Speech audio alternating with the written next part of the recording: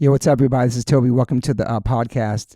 If you're a new listener, welcome. I'm going to give a big shout out to my day ones for the past 6 years, my subscribers, my listeners. I appreciate people who talk about this podcast, who share this podcast, who support this podcast, who write reviews for this podcast. Really appreciate all your support. I've been doing this for 6 years. I've been giving it away for free. So many people ask me why I don't film it, why I don't monetize on YouTube, why don't I charge people for it on Patreon? And their answer is because I don't want to. I love these conversations in my kitchen. I love the honesty. I love that people want to come back for 2 or 3 episodes, the reoccurring guests that I have all the time. I love it. No lights, no cameras. I myself do not like going on podcasts that are being filmed and have lights. I've done it a couple times. I'll probably never do it again. I don't feel like myself in those situations. So I want all my guests to be as comfortable as possible. I do have sponsors. The sponsors keep my shit going. They keep it alive. But I will never interrupt a conversation with an ad in the middle of it. People do that all the time, and I will never interrupt the flow of a conversation. So don't worry about that. But I do have amazing sponsors who I align myself with, the products that I use on a daily basis. I've turned down so much money for sponsors that want to be part of this podcast with companies I've never tried or didn't align with. I'm very picky about who I have on my sponsors and have on this podcast. That being said, check out the sponsors. Joe, cue up the music. Since 1987, Rockabilia has been around doing officially licensed merch. No bootlegs from all the artists that I freaking love, from pop to hip hop to rock to hardcore to punk. Over 500,000 items on this website, independently owned, operated in the USA.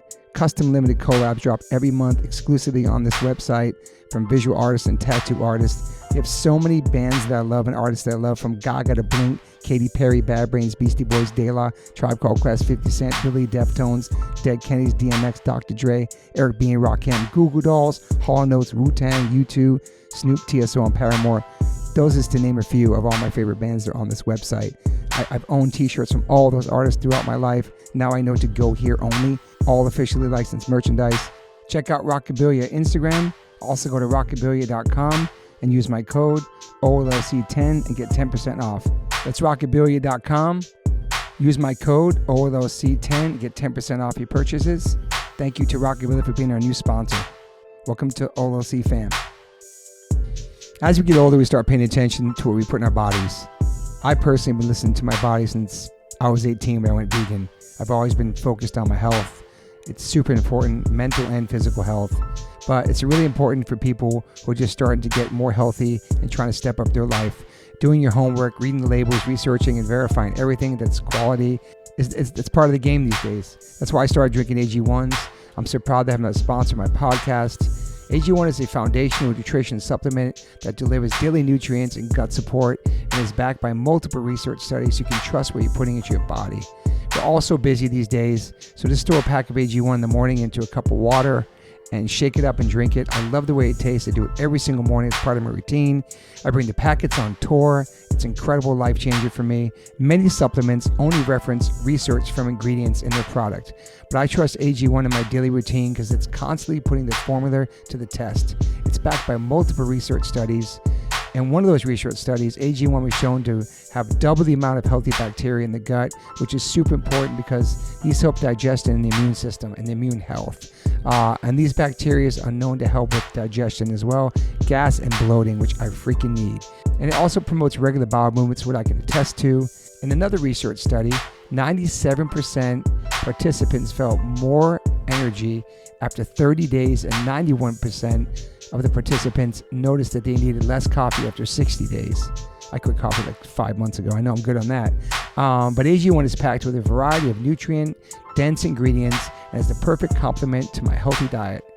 I drink it because I know it's going to work and it gives me a peace of mind covering all my nutrition bases for the day.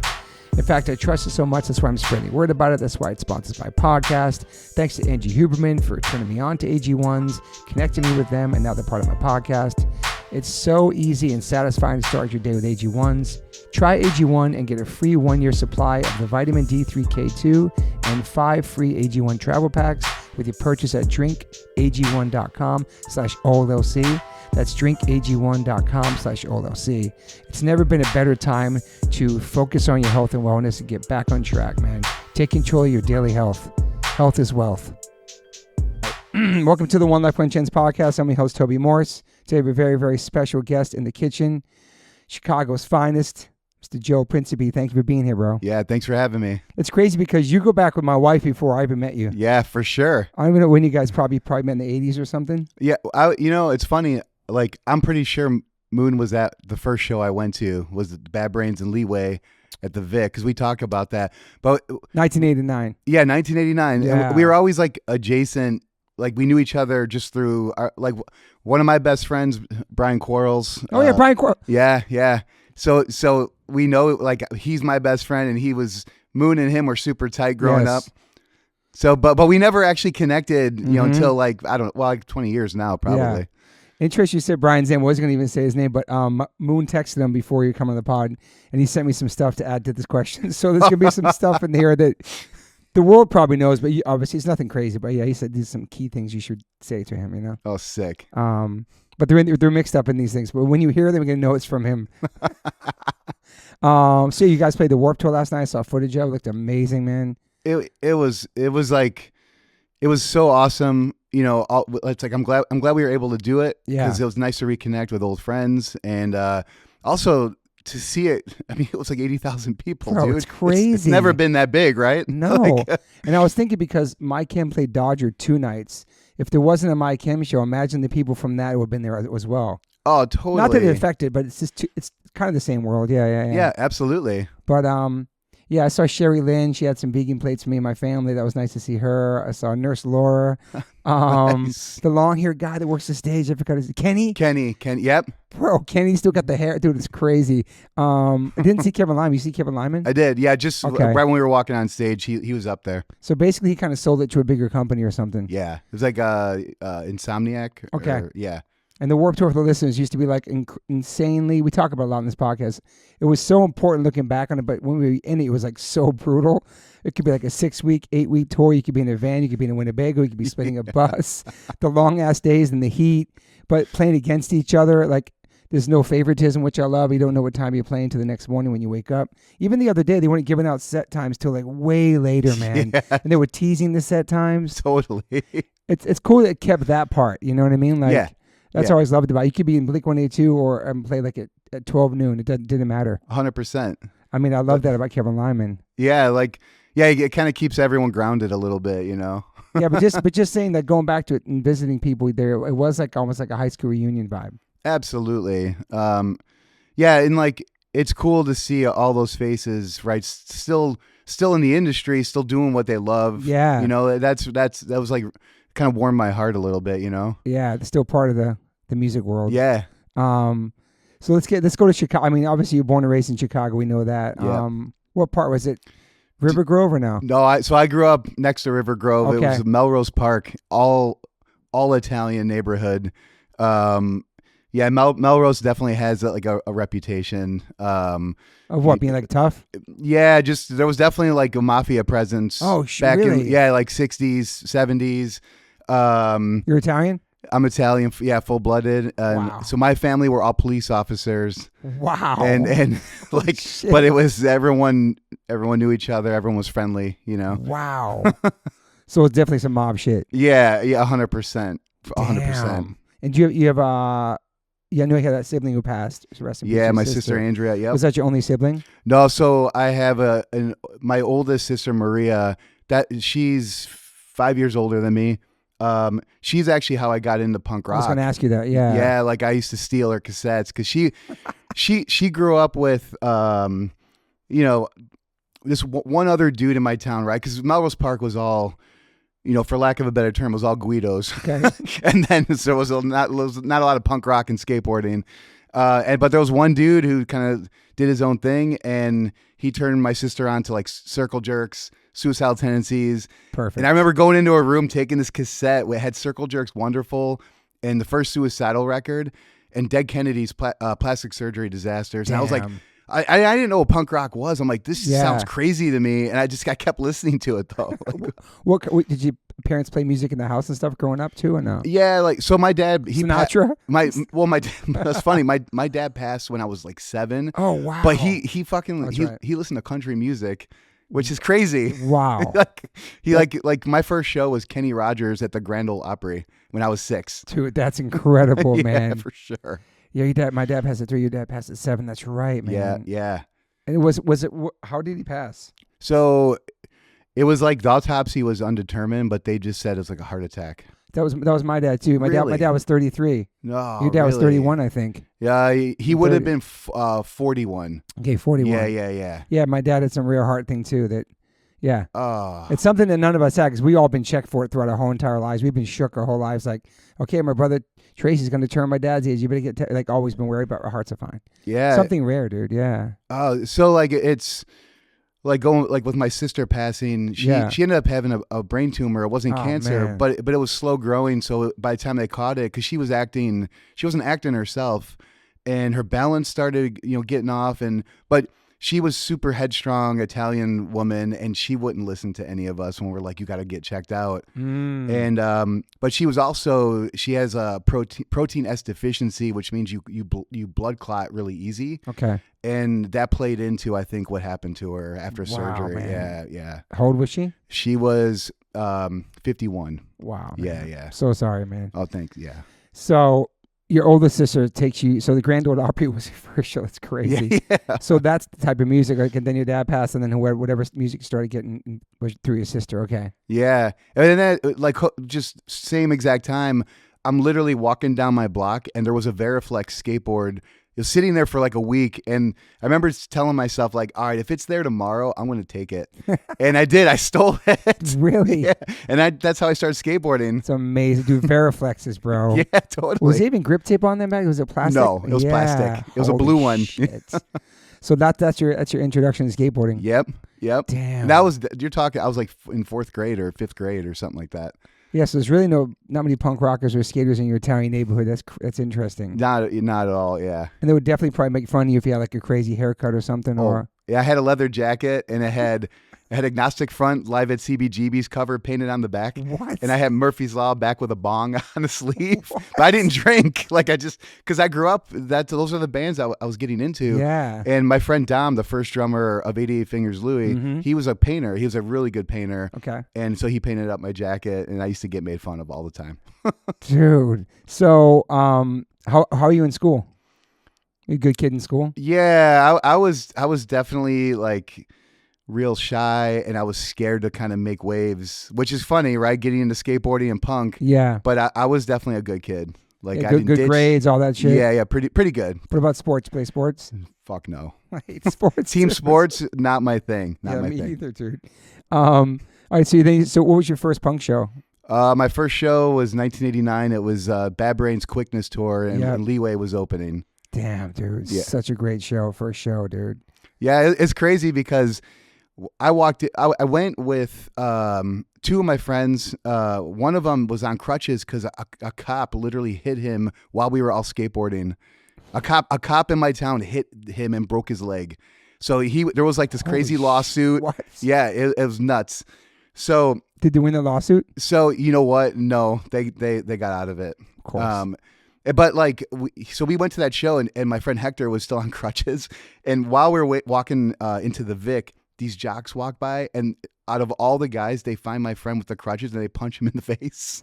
What? For no reason. No reason? But I was like 13, and we were so scared. We took off. We ran away and left them there. Like we were so shitty. Oh, that still plays in my head. Like we left this dude on crutches after he gets hit. Oh man, that's fucked up. Yeah. I'm surprised nobody else jumped into other punk rockers and shit. Oh yeah. They were just, it might have been down by random, there was Muskies on the corner right near the Vic, which is like a fast food place. Okay. It happened like right in front of Muskies.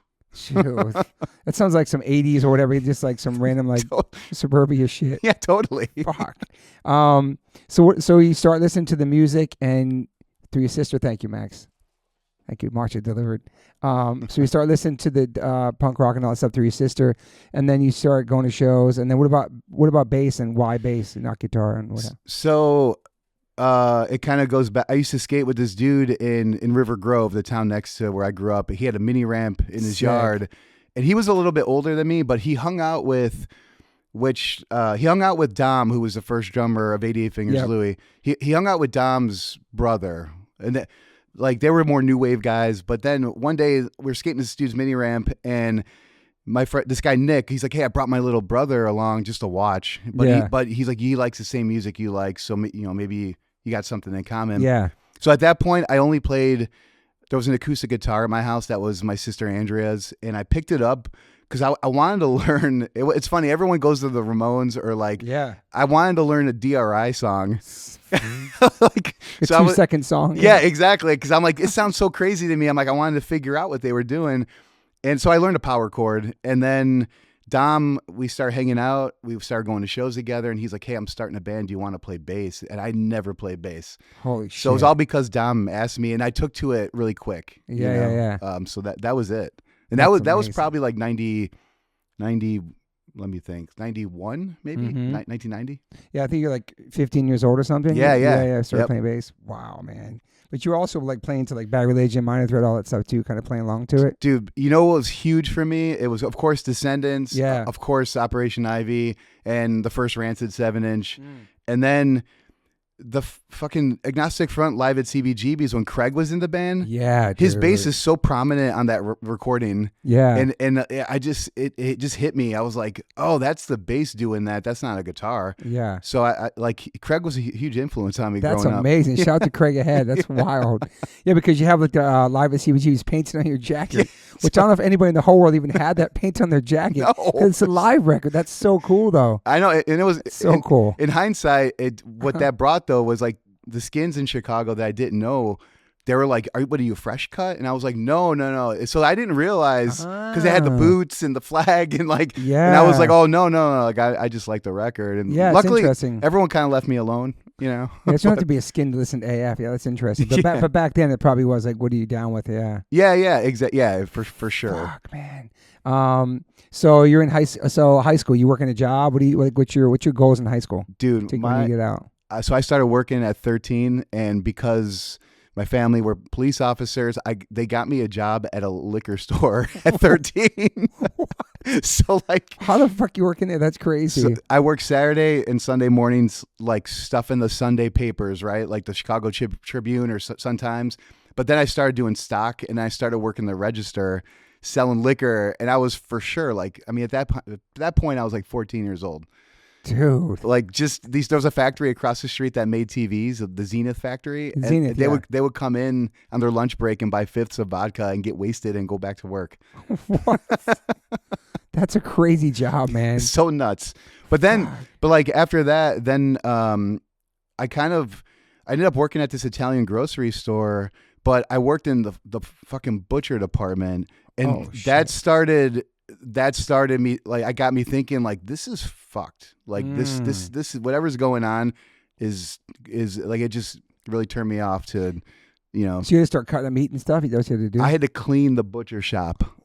All the blood. Yeah, exactly. Shut the door, Max. Wow, dude. It was nasty. That's fucking gnarly. It's a crazy job. It was, and I every time I would leave, I would smell like bleach.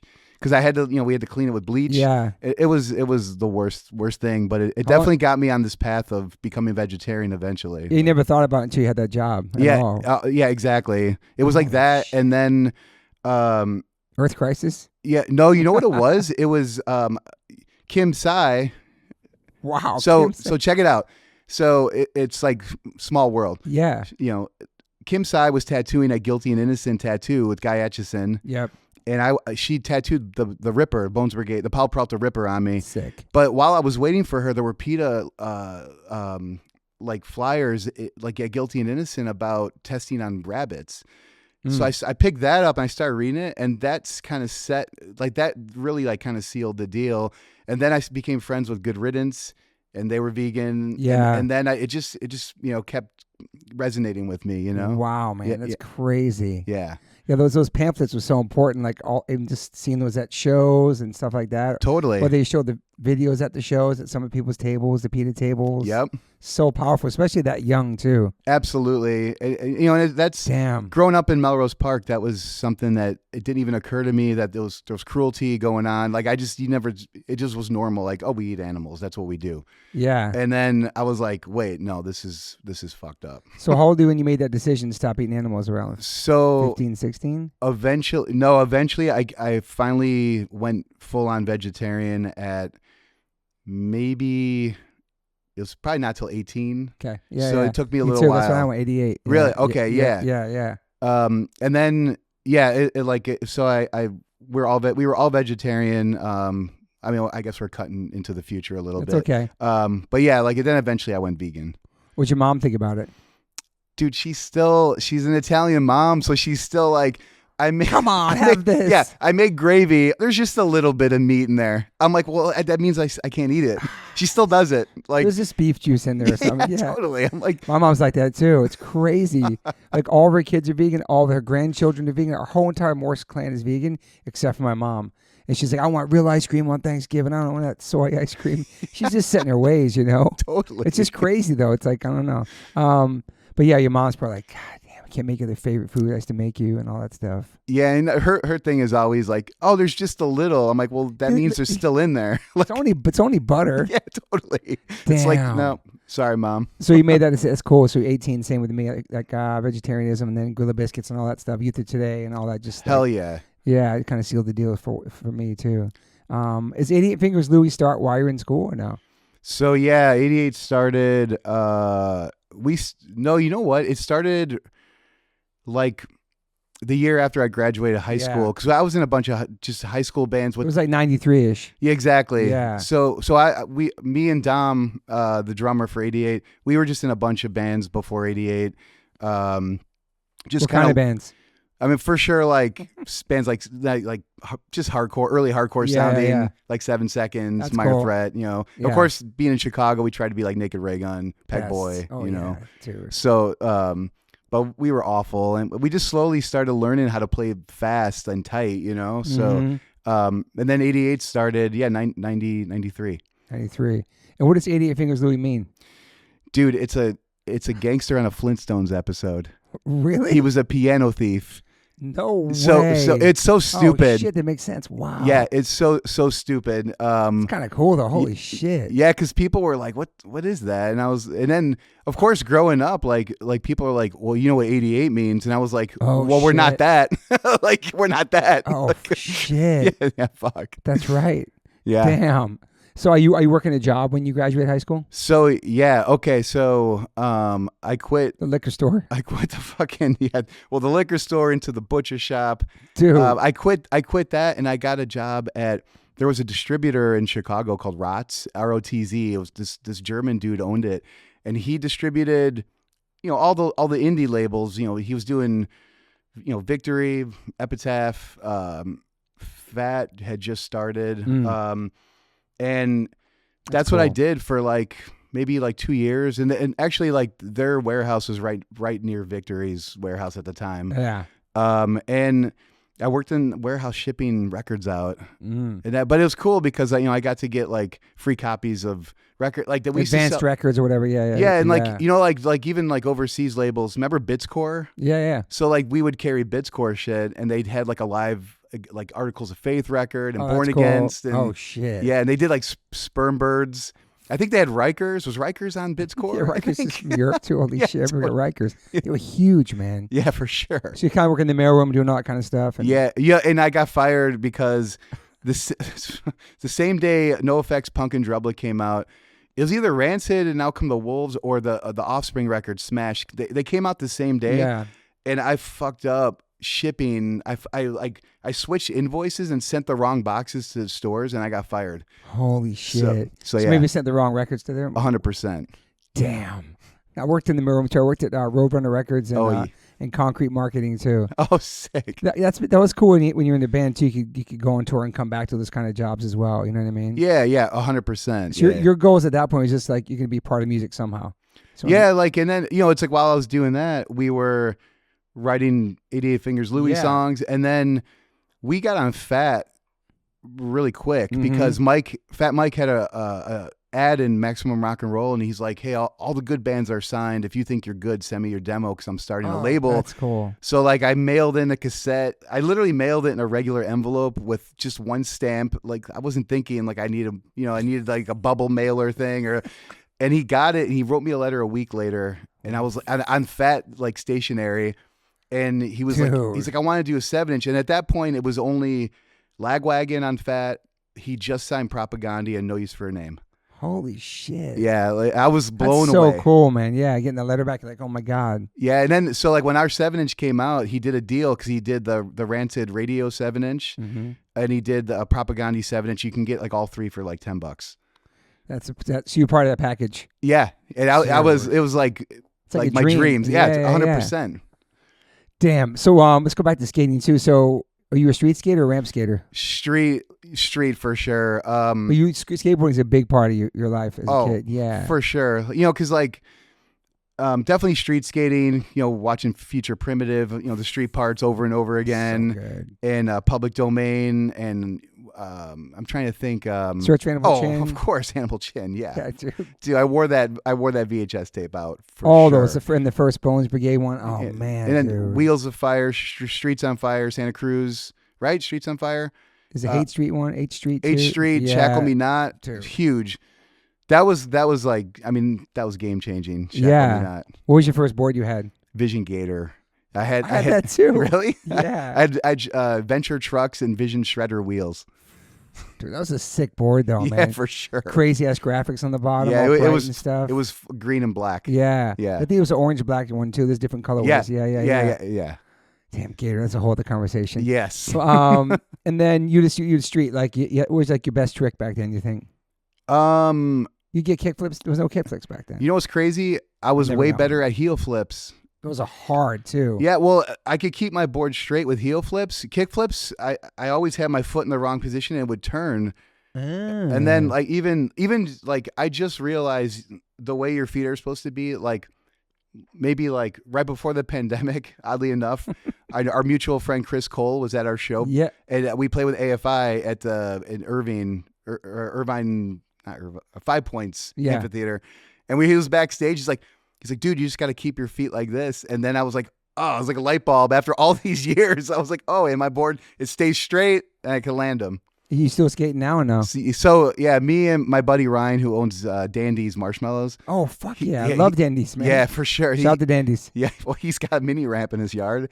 So, like, there was a while where we were regularly hitting his ramp, but the last year, he got injured and then just life, Yeah, how big is it? Like 4 foot? Dude, it's like 3 foot. That's great. That's perfect, though. Yeah, totally. I get sketched out because I don't want to get hurt and have to go on tour or something like that. It's too much to lose right now getting hurt skateboarding. Well, dude, so it's funny because after that AFI tour, the next day we played a party at Skate Lab. It was like right before they closed down. And our friend Steve Jennings, who's in Spark of Life. Yep. It was his birthday party, and he's like, hey, I'm going to have this party. Like, we want you to play. And we ended up doing a Minor Threat song with Moby. Oh, I seen this footage. Yeah. Holy shoot. So, but at that... I remember seeing this. It was so much fun. We played like... It was so random. I remember seeing that. I was like, what the hell is going on? Yeah. It was... I was like that, too. Like, what the fuck? Let's do it. Like, and then we did like Youth of Today with Sammy on drums. Oh, shoot. Ephraim from Death by Stereo sang... Where's Skate Lab? Where's that at? That was like Simi Valley. Okay. Yeah. And then, but after that show, I was skating the bowl, and that bowl is 7 feet deep, but it went to vert. It was and I broke my arm in it. Oh, dude! Like right after that tour, right after the show, and our friend, John Weiner, maybe photographer. Okay. He was filming me, so I got it on video of that me breaking my arm in the bowl, and then I was like, I knew something was fucked, and I was like, John, you got to get me out of here because my arm's killing me and I don't want to see anybody. I was like embarrassed. So he snuck me out of this party and I went straight to my hotel in Hollywood and I flew home the next day with a broken arm. I didn't know it was broken. And I landed in Chicago and I went right to the ER and they're like, yeah, you broke like your top radial bone or whatever. And I was like, oh. Did you have shows coming up soon after that? No, luckily we had like 4 months off. Oh, dude.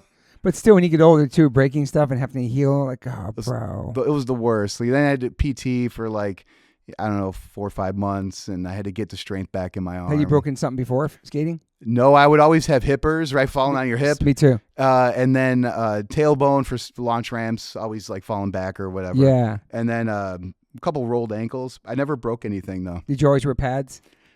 No, not.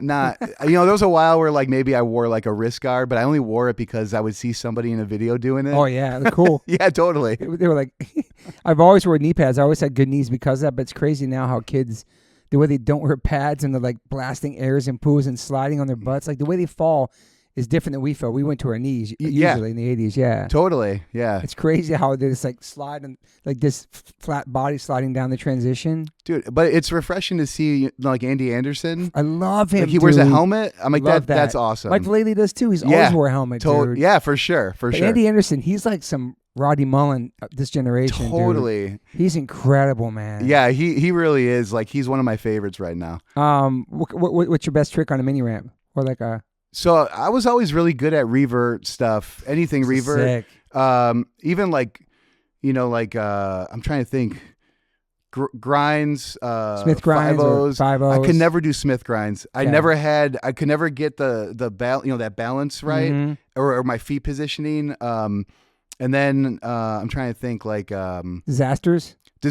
Backside lip slides were kind of my thing too. Those are hard. Those are sick. Yeah. And those are just super fun, super comfortable. Yeah. Like, but and then I'm trying to think. I never really got into like kick flips on a mini ramp. That was kind of like I couldn't. Yeah, that was like out of my brain. I just couldn't like wrap my head around. Yeah, I'm a tad bit older, so my shit's like mostly 80s, like hand plants, bonelesses, nose picks, layback grinds. all that shit. Yeah.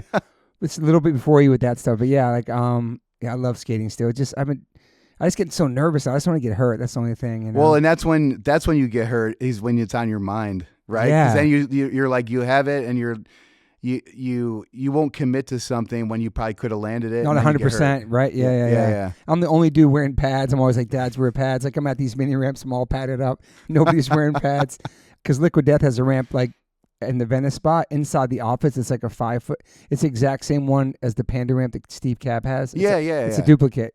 And so I skated, but it's just I get so nervous. You know what I mean? I'm good. I think I'm good on skating right now. I chill for a little bit. Yeah. I love vert though. Vert was my shit, dude. Really? Yeah, man. Dude, so growing up in Chicago, like the only vert ramp that at least that I knew about that was close to me was at Rotation Station Skate Park in Rockford, Illinois. Mm-hmm. So that was like 90 miles away.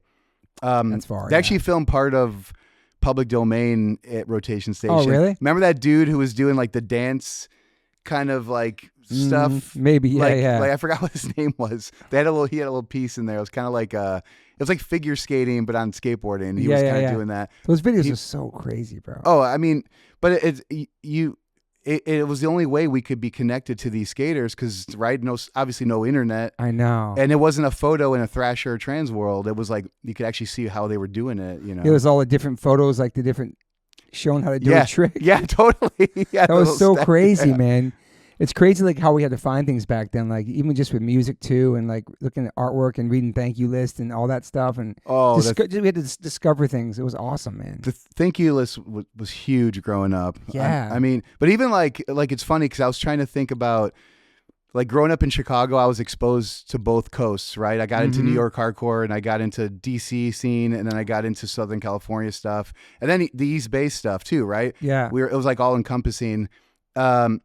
But I was trying to think like that Live at CBGB's record, like Freddie sings Last Warning on it. And then I made me buy the Madball 7-inch Ball of Destruction. Like In Effect, I think put that out. In Effect, yeah. And so like that kind of got me on like what was going on in that scene, like a little bit. Like it seems like you're more into the New York stuff than probably like the local stuff.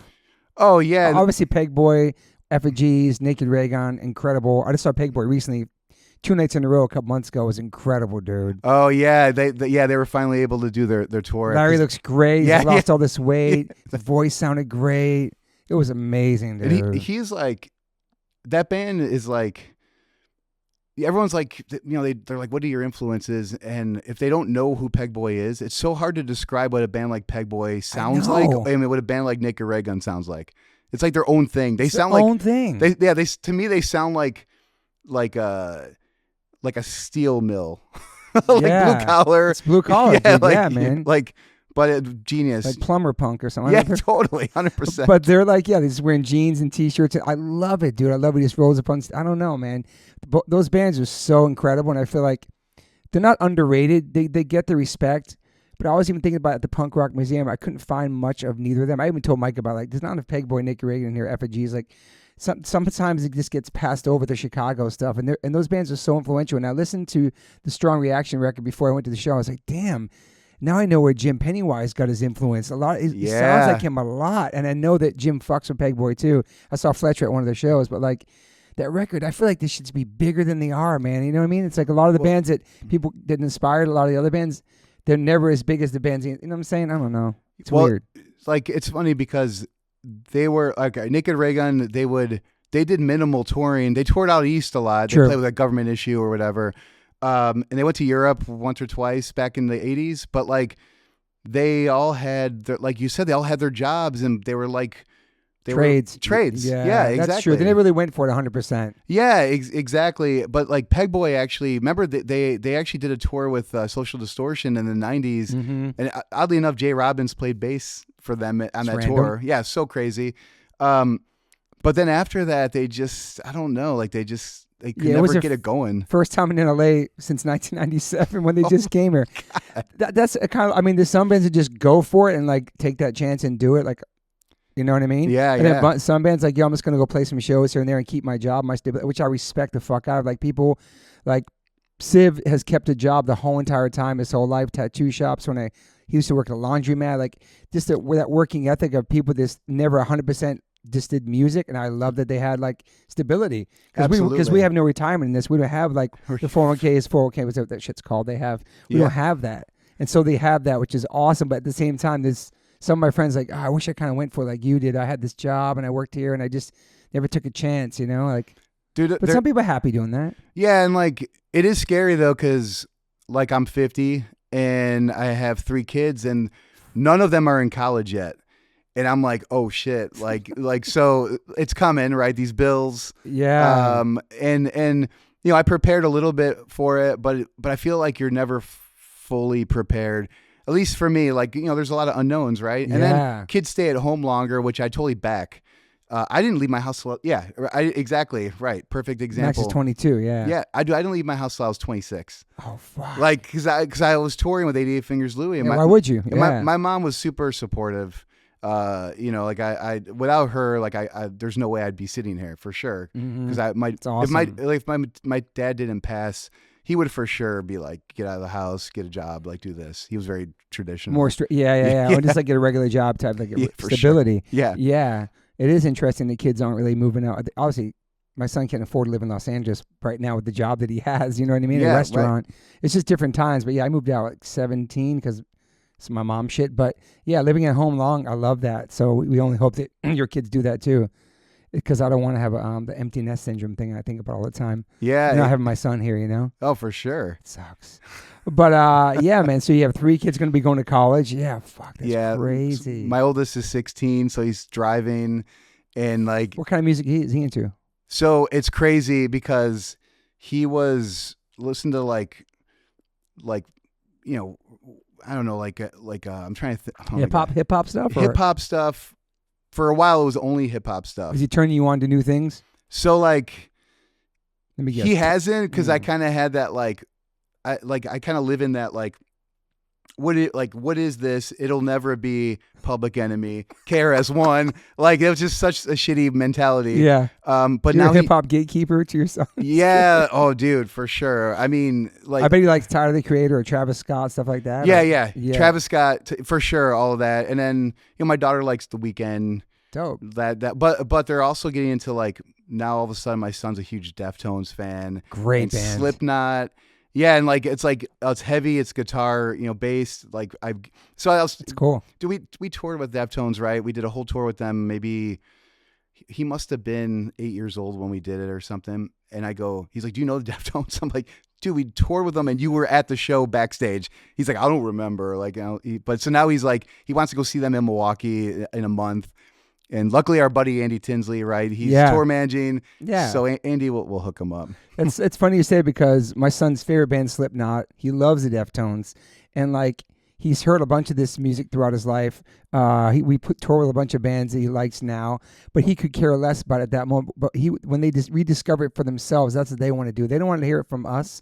When they I got my son's truck a couple of months ago. He's listening to Judge. He's like, you like Judge, right? I'm like, dude, you know Mike Judge. You've seen him a bunch of times. But he's like, this song's hard. I'm like, I know. But it's like, when they discover it themselves, it's just special. You know what I mean? Yeah. Yeah, Deftones are freaking killing it right now, bro. They're bigger than they ever been. I saw them at the Forum. They did 3 nights there, dude. Dude, it's insane. Like, I'm happy for those dudes. I love those dudes, man. Yeah. But it's funny because I was playing, Chino will admit it, right? Like, obviously they're influenced by Bad Brains. 100%. So I was playing my song Quickness. I'm like, who does this sound like? Who do you think it's, who's it sound like a little bit?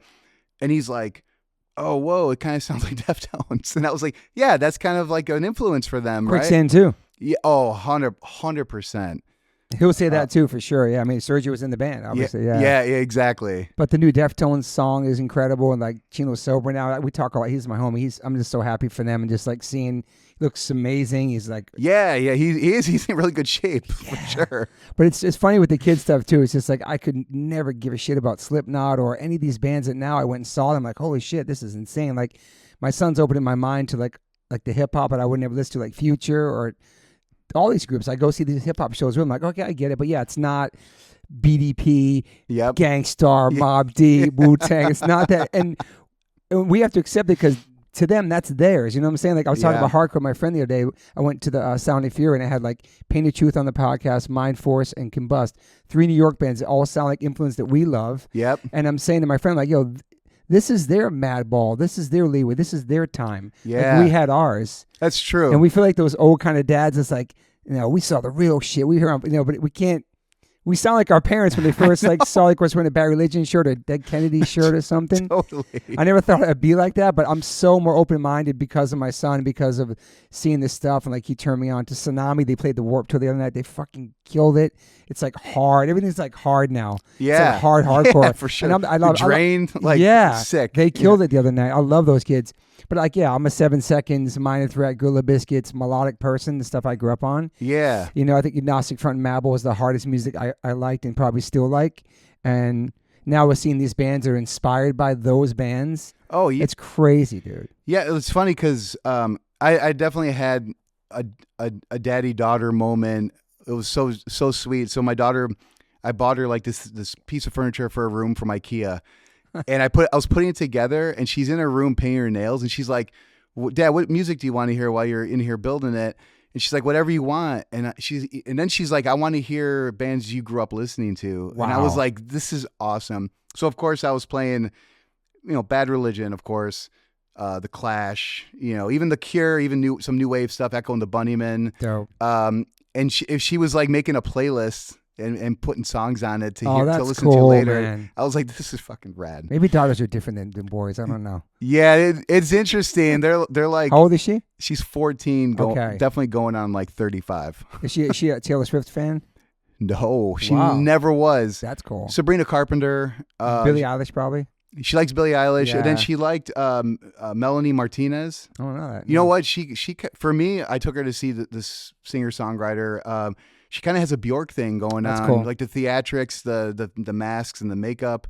But she's also getting into Green Day. She got into the new Green Day record, Saviors. Nice. Yeah, I was like, all right, like that's cool. It's crazy. It's like that's a kid's first intro to Green Day, the newest album. Yeah, I love that shit. Totally. And then she'll go back and check all the other records and.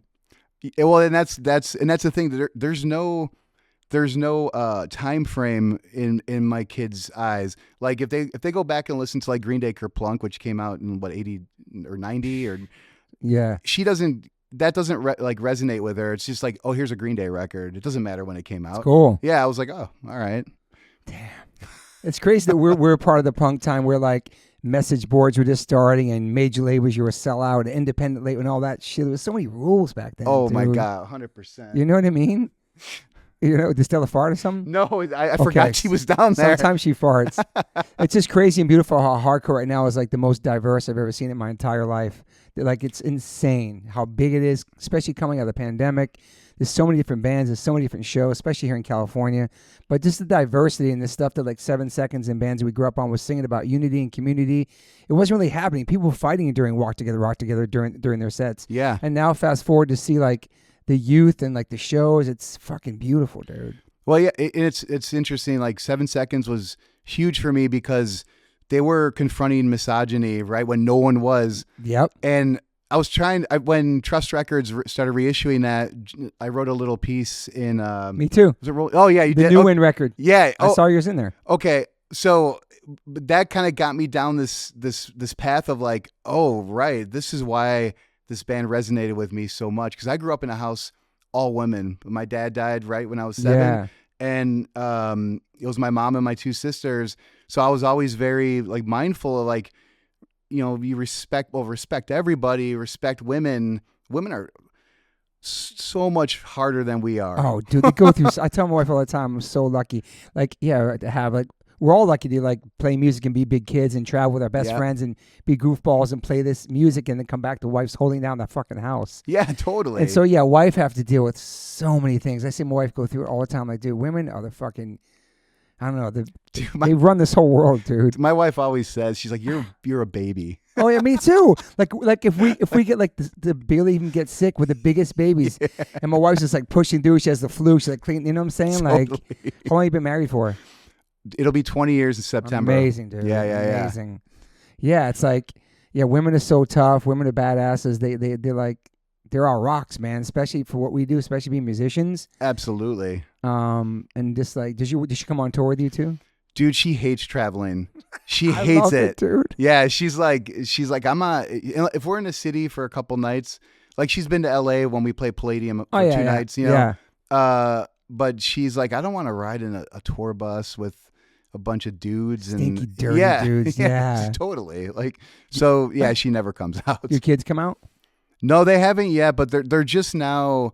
Like they're starting to ask me about it, so I could see that happening in the future for sure. Do they like Rise Against? Yeah, they do. That's cool. They do. But I remember there was one Riot Fest we played, and it wasn't even that long ago. My little guy Nico, like he's 12 now, but at the time he was 9, and he got mad at my wife during our set. So the dude's like I forgot what he, it's like a little kid, right? So he probably wanted to leave. He was tired. So there's video of the show, and you see him almost all the way on stage with his back to the audience, just sitting on stage, like because he was pissed.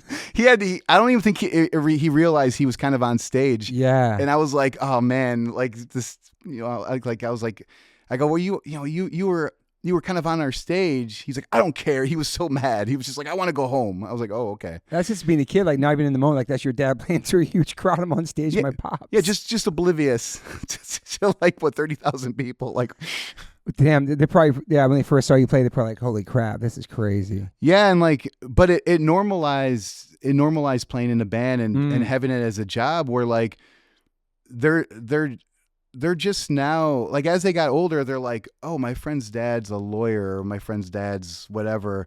Like they're realizing like my life and their lives is very different, right? Yeah. Like going to shows, like we're always able to get in on the guest list. We're going in the back door. Oh yeah. And they're like to them that's normal.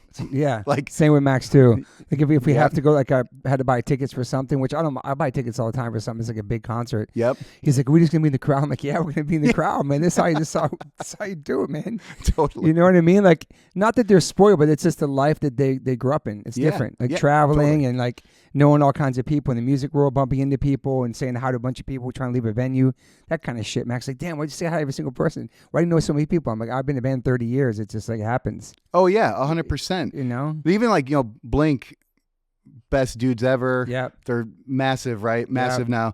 When they played with Turnstile in Chicago, it was like a year and a half ago. It's whatever. great. I saw videos, yeah. My daughter especially, she wasn't listening to Blink at that time, but she does now. But she's like, where are you guys going? To me and my wife, we're like, we're going to see our buddies, Blink 182. And then a year later, she's like, wait, Dad, when you went to the show, like, did you talk to them? I'm like, yeah, like I've known those dudes for like 30 years or whatever. And she's like, so you know them? Like she didn't believe me. Yeah. And it's because like her friends are kind of like saying like, your dad's in a huge band. Like your dad's like this guy and you have no idea. Like, it's kind of so cool that they don't too, man. Yeah. You're just dad to them. Totally. Like my daughter started doing musicals. Yeah. So she was in a Beetlejuice musical. Sick. And she was Lydia Dietz. And like I was there and there were kids that were friends with my daughter coming up to me and they're like, oh my God, you're Zoe's dad. And I'm like, I'm just here. I want to support my daughter. You know, I'm here just like you, supporting Zoe. And they're like, is it weird for you to be out? I'm like, it's not like I'm Bono. It's not weird. Like, I love talking to people anyway. So yeah, if anyone sees me out, come talk to me. Do people recognize you in your town? Yeah, for sure. It's always when I'm like disheveled buying, I'm at like the grocery store buying like toilet paper or something. Yeah. I'm just like, oh right, I look terrible. Or I'm buying pet food for my dogs or something. Yeah. It's funny. There's a girl that works at the pet store that I go to, and I've been going in there for like 2 years, 3 years, and she's worked there the whole time. And then I walk in, and I'm wearing like a Rancid shirt. Mm-hmm. She's like, oh, you like Rancid? I'm like, yeah. I go, and I wasn't thinking. I go, yeah, I toured with them. And I was like, why the fuck did I say that? I know when you say that. I know, like, why? I had no reason to say that. And you're like, what band? She's like, what's the band? Yeah, and she's like, oh my God. But then I realized, like, I'm so disheveled. She didn't even recognize me. I look awful, like. So now when I go out, I try to be mindful of that. And then my daughter she's like, are you sure you want to wear that when you leave the house? She's always like checking me. I was like, oh man, harsh. It's crazy. Like when they start figuring out like what you do and the capacity that you do it at and the band that you're in, the influence you had, and you meet all these people. Because when they're young, they didn't really know that's just part of their lives. Like I said, we're going to see this band. Then they go like they discover like, oh shoot, my dad played with this. Oh my God, you know them. It's like, yeah, totally. It's really cool. Like, I love that that the kids discovered on their own, because you can't really force your kids to like your band or play music or be into punk or any of that stuff, because they rebel against it. Yeah, totally. That's why my son found like death metal and Slipknot and Fit for an Autopsy and black metal and the stuff that we would never listen to. He found a way to rebel. But now awesome. I'm like, you know what? I like it. I fuck with it. I check it out, and I get it. I get why you love it and all the drumming stuff. Like, oh, that's cool. Oh, dude, it's definitely sick. But I kind of grew up a little bit in the thrash world and punk and hardcore. So like, I loved Anthrax growing up. Okay. I loved a lot of the Bay Area stuff like Testament, Exodus. Okay. Metal stuff. Yeah. Yeah, for sure. Just something. And then that translated into, when DRI went crossover, like I kind of got it. I was like, I'm into both, the punk hardcore, DRI and the metal DRI. Like I just resonated with me, growing up. I mean, Leeway too is a perfect combination. 100% of that. Dude, Eddie was such a sick singer. I know, man. And just like their crossover, the metal and the hardcore thing was like perfect. Totally. So like, and that was also huge on my bass playing. That opening bass thing on Born to Expire, ooh. I was like, oh, that's the bass start in this record. And he did like what Harley does, where you add a little chorus to the bass. Mm-hmm. It brings out the bass. And like, I didn't really pick up on that growing up until maybe like 5 years ago. I started doing that in Rise. I started adding chorus. Gotcha. But I was like, oh, that's what these dudes were doing, because it exposes the bass a little bit more, Yeah. Harley's another one. He's such a fucking good musician. Insane, man. Yeah. I've been watching like a lot of the footage of him recently, because he has a documentary coming out, and just doing some more deep dives on him. I met him like one time in 2008. We did like a crazy Japanese tour. His band was on at Harley's War. But now I don't really know him like that, but just you can't deny his legendary status and his playing and his influence, It's like Best Wishes, all those records, man. You a big Cro-Mags fan? Dude, well, for sure. So, what's funny is I didn't like, once Best Wishes came out, like I wasn't on board with it at the time. Like me either. Age of Quarrel. I'm just Age of Quarrel, to be honest. My wife, I can't talk about. She loves Best Wishes. That's not my thing. Yeah, but I respect it. Yeah, I respect it. I know he wanted to continue. There's tumultuous times going on. But I do remember in high school I was driving by the Thirsty Whale. And I don't know if you were on this tour, but it was Sick of It All, Cro-Mags, and Sheer Terror. And they played this metal bar near my mom's house. And I remember driving by it. I'm like, holy shit, Sick of It All's playing Thirsty Whale. Moon was probably at this show, actually. What year would that be? So it would have been maybe 1990, maybe Just Look Around. I was with him. Oh shit. Okay. 100%, dude. But I remember seeing the marquee, and I remember thinking like, oh shit, I gotta go. It's a crazy show. But then I didn't go because I was too scared. No one would go with me. Are you serious? Yeah, I didn't go. That's a pretty sick lineup for 1990. That'd be kind of scary, dude. Totally. Like, who would come out of the woodwork for that? Yeah. Sheer Terror, Cro-Mags, and Sick of It All. Damn. Yeah, I'm pretty sure it was Sheer Terror opening. Oh man. Yeah. Yeah, that's another one. Hard band.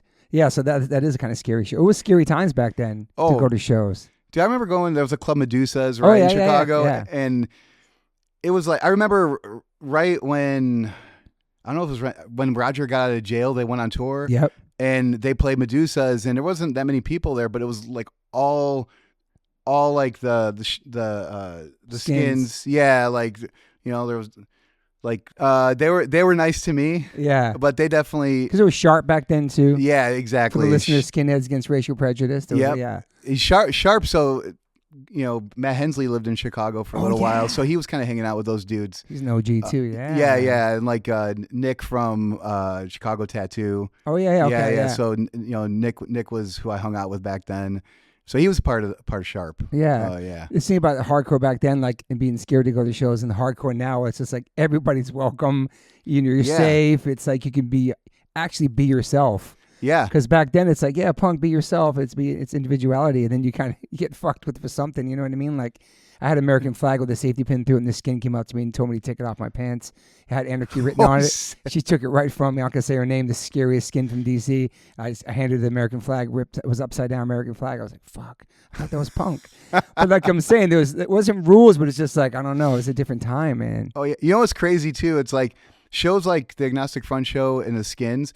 That was the crowd. That was the vibe at Naked Ray Gun shows. It was all skins. Those shows were super violent. Really? It was crazy. Like, but I didn't get into Ray Gun until they started playing the Riviera. So they were bigger. Yeah. But those shows were scary. Like it's crazy. When think for Naked Reagan too. Yeah, exactly.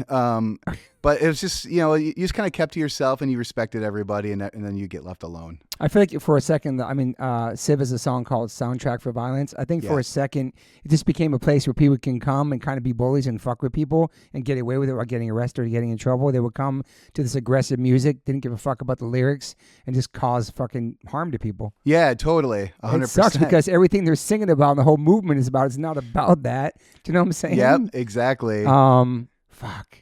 Back to Civ. Yeah, you're going to say. Oh, no, I was just going to say, like, I remember that Agnostic Front show, though. It was, they were doing the Wall of Death, that whole thing. Which is huge now. Yeah, I know. It's crazy. Every single band does that. Pop bands, all kinds of bands does that. I saw Yellow Card doing that. That's what I'm saying. Everybody does it. It's like anyway, go ahead. Yeah.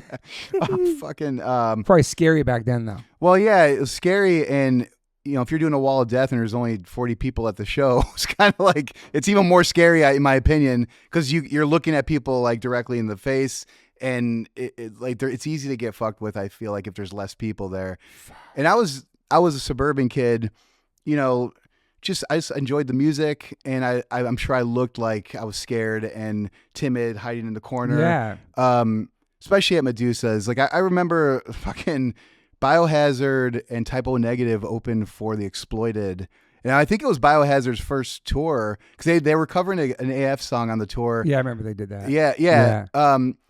But I remember hiding in the back of the club because I was like I wasn't sure, and it was just so it was so it was like watching everything like in a movie or something, but I was like living it. I don't know, it was weird. Yeah, it's weird, but it was scary and intimidating, but you still wanted to be there. 100%. I couldn't get enough of it. I know. And then the door guy at Medusa's was Terry Bones. Oh, I know that. Yeah. So like I know Moon knows Terry. Yeah. But I remember walking up and I'm like, oh shit, you're Broken Bones and Discharge, and he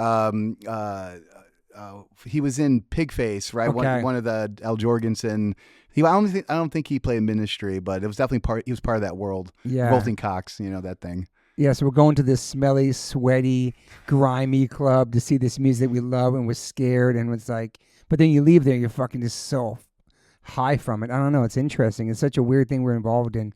Oh yeah, it's such a weird thing that like changed our lives and saved our lives. And like think about when you wait in line for a show like that. That's when you start making new friendships. You start meeting people, or you start realizing like, oh, I gotta stay away from that guy because he's crazy. You kind of get a lay of the land a little bit when you're waiting in line. That stuff I don't think about now because like I said, I'm just popping into a show, and but like that was a huge part of it.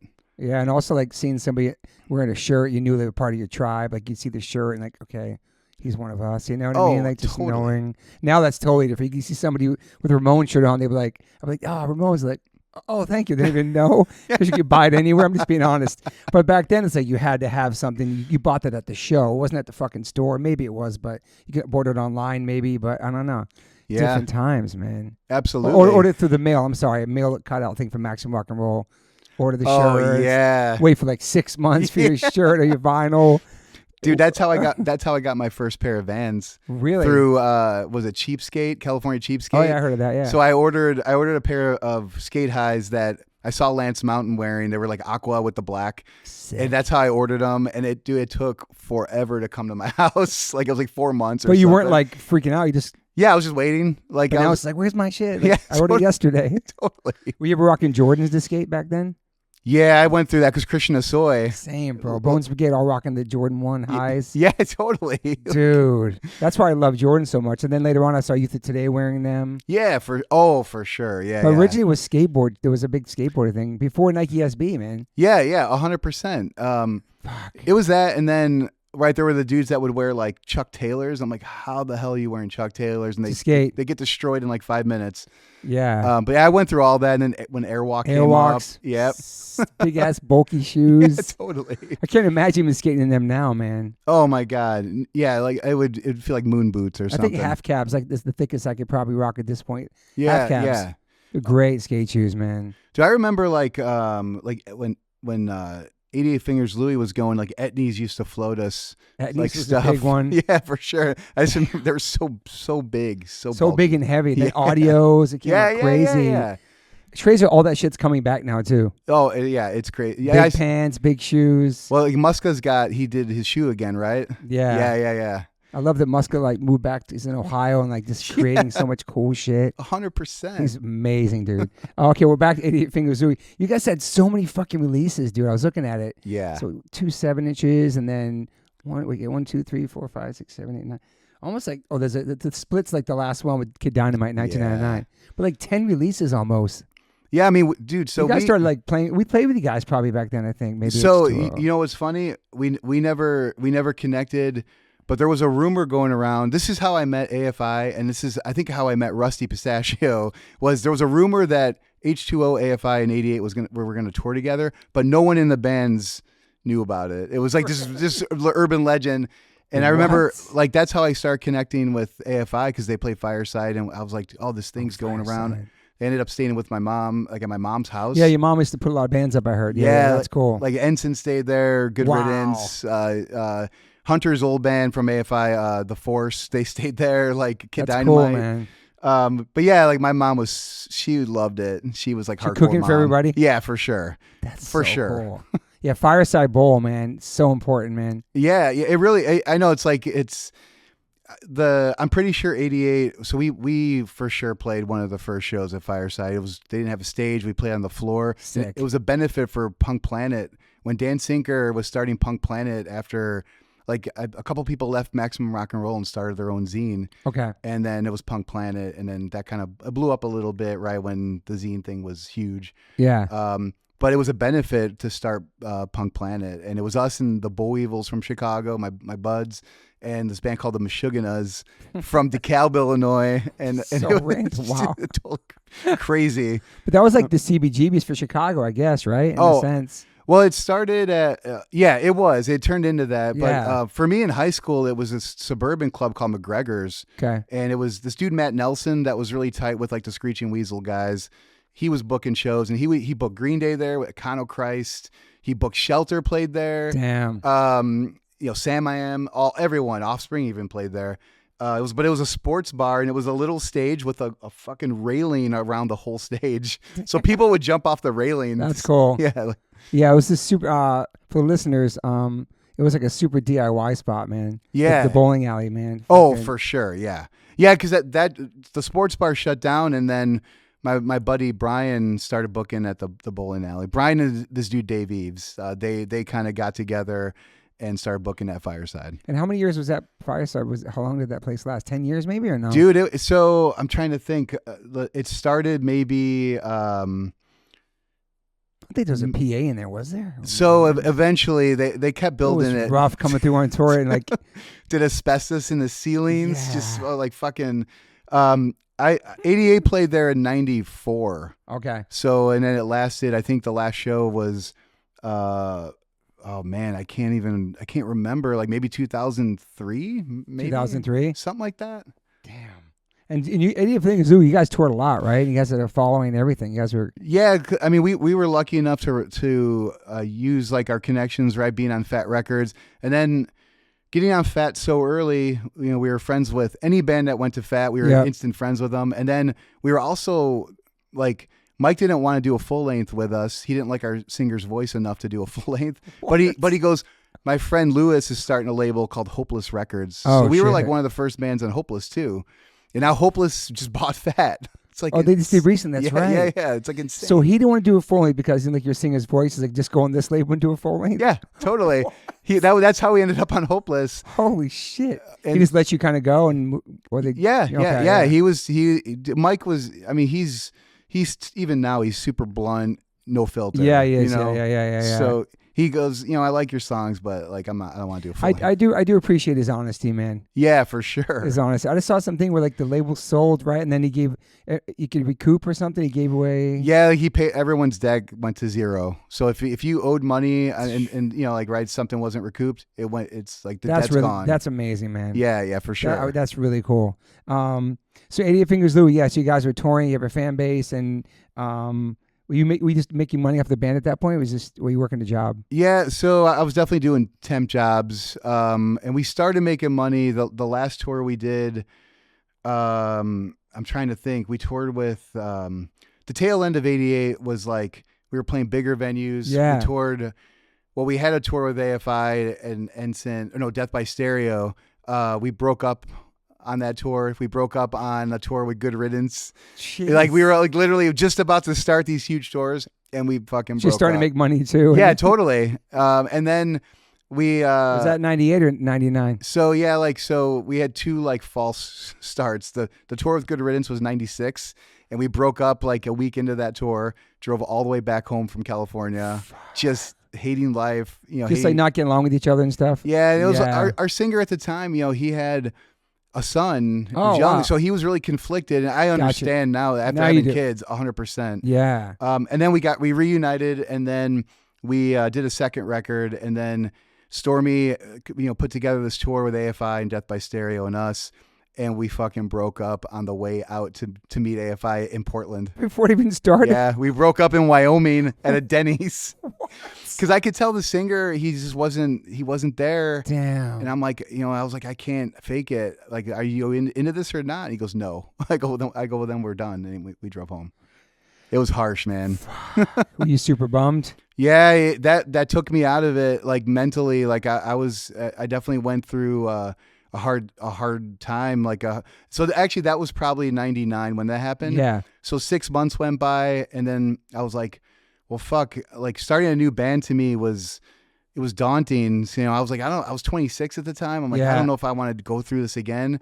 And Rise started with the three members of 88 Fingers Louie. So we were going to do a 88 with a different singer. And then we're like, let's not do that. So we started a new band, and that's what turned into Rise. Yeah, was it Transistor Revolt at first? Yeah. So and you ran into Tim at a Sick of It All show or something? Dude, we tried out like 20 dudes singing. Yeah. And I wanted a guy that sounded like Ian. I wanted a guy that could scream with a pitch, and have some melody to it.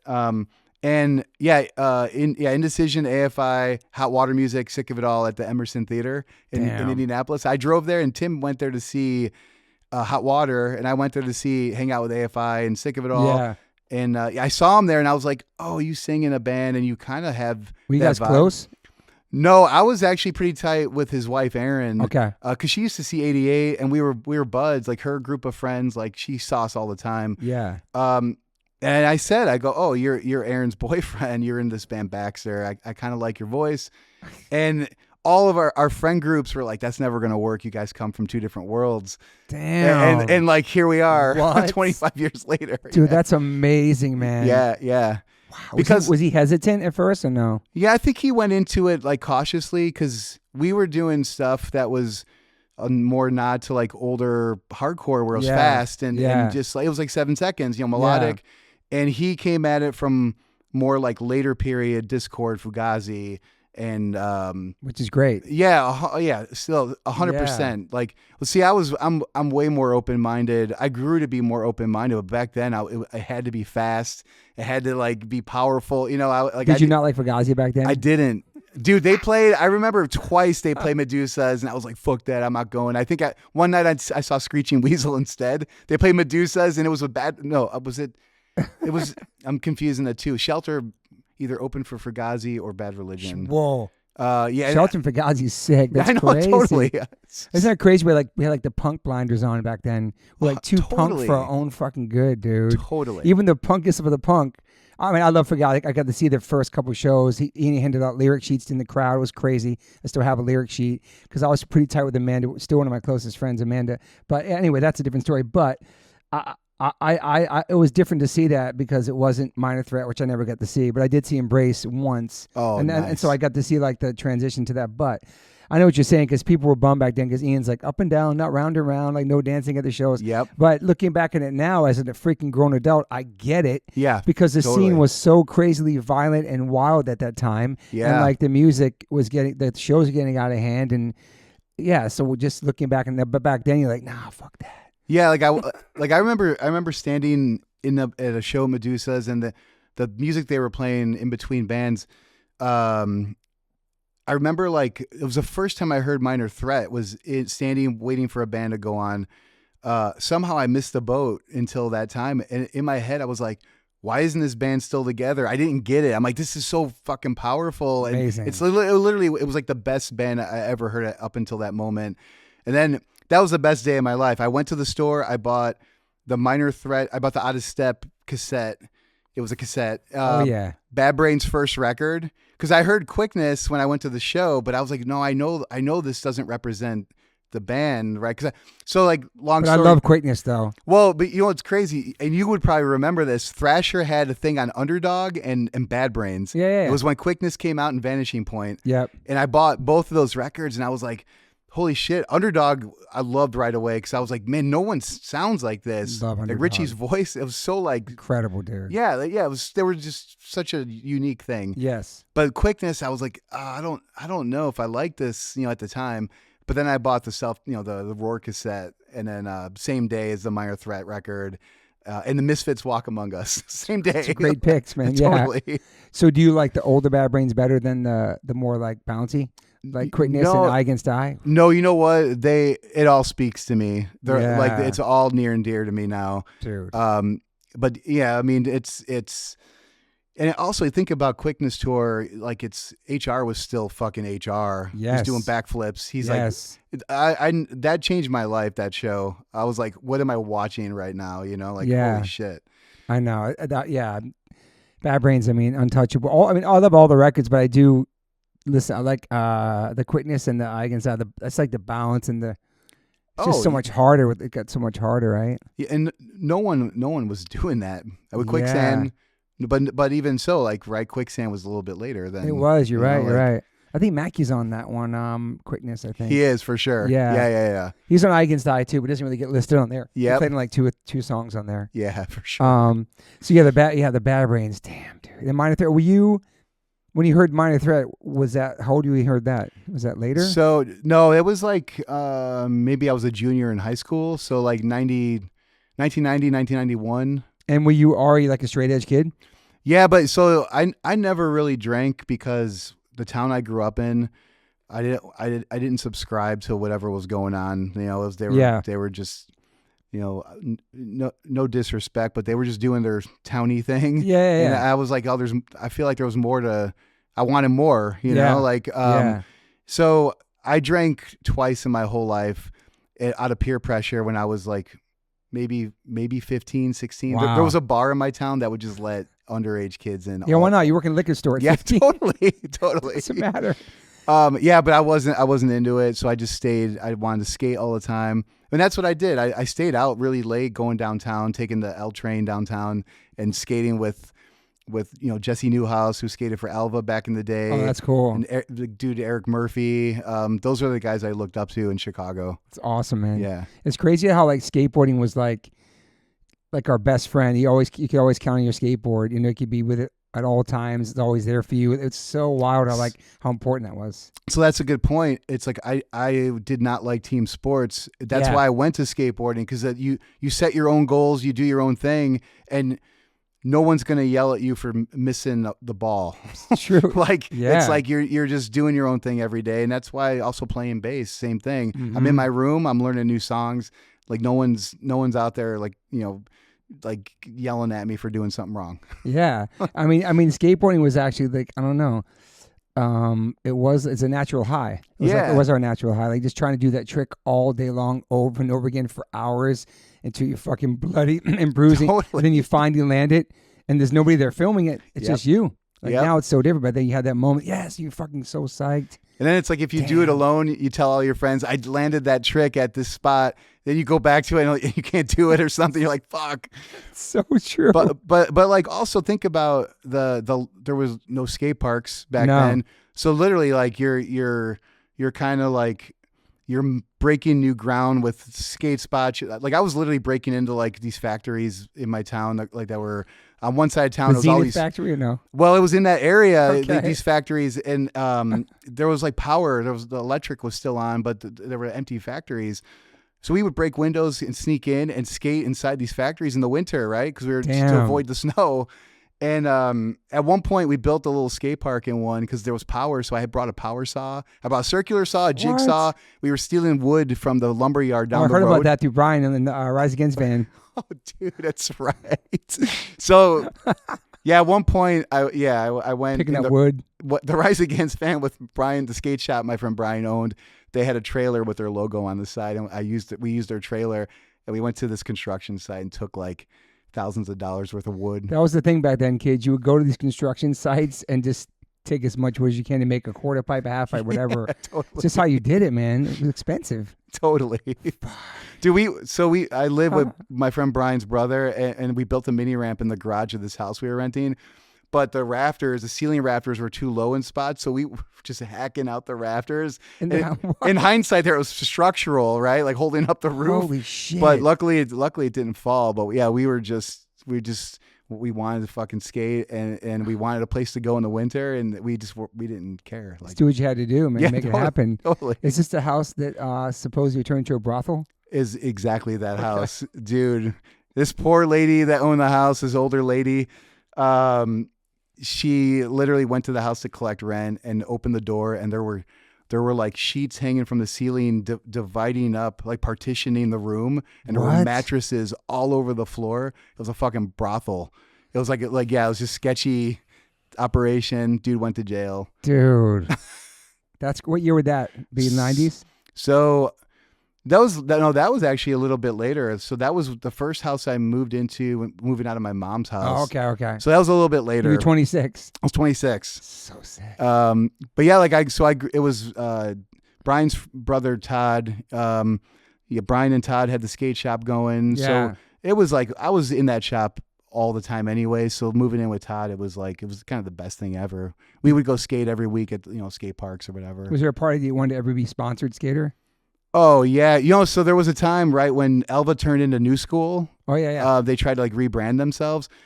Mario Rubicaba was living in Chicago, and he was skating for New School. Jesse Newhouse got on New School. So that was the thing, and my friends started getting sponsored with photos. There was no video. That's crazy back then. So I started getting on that tip, and I sent photos in to Tony Alva, but it never happened. Damn. But yeah, I definitely went down that path, and then you remember what trick it was? The picture you took? Yeah, it was. I guess you'd call it a melancholy, right? Nose bone melancholy. Okay, yeah. It was off a launch ramp, and I was grabbing backside.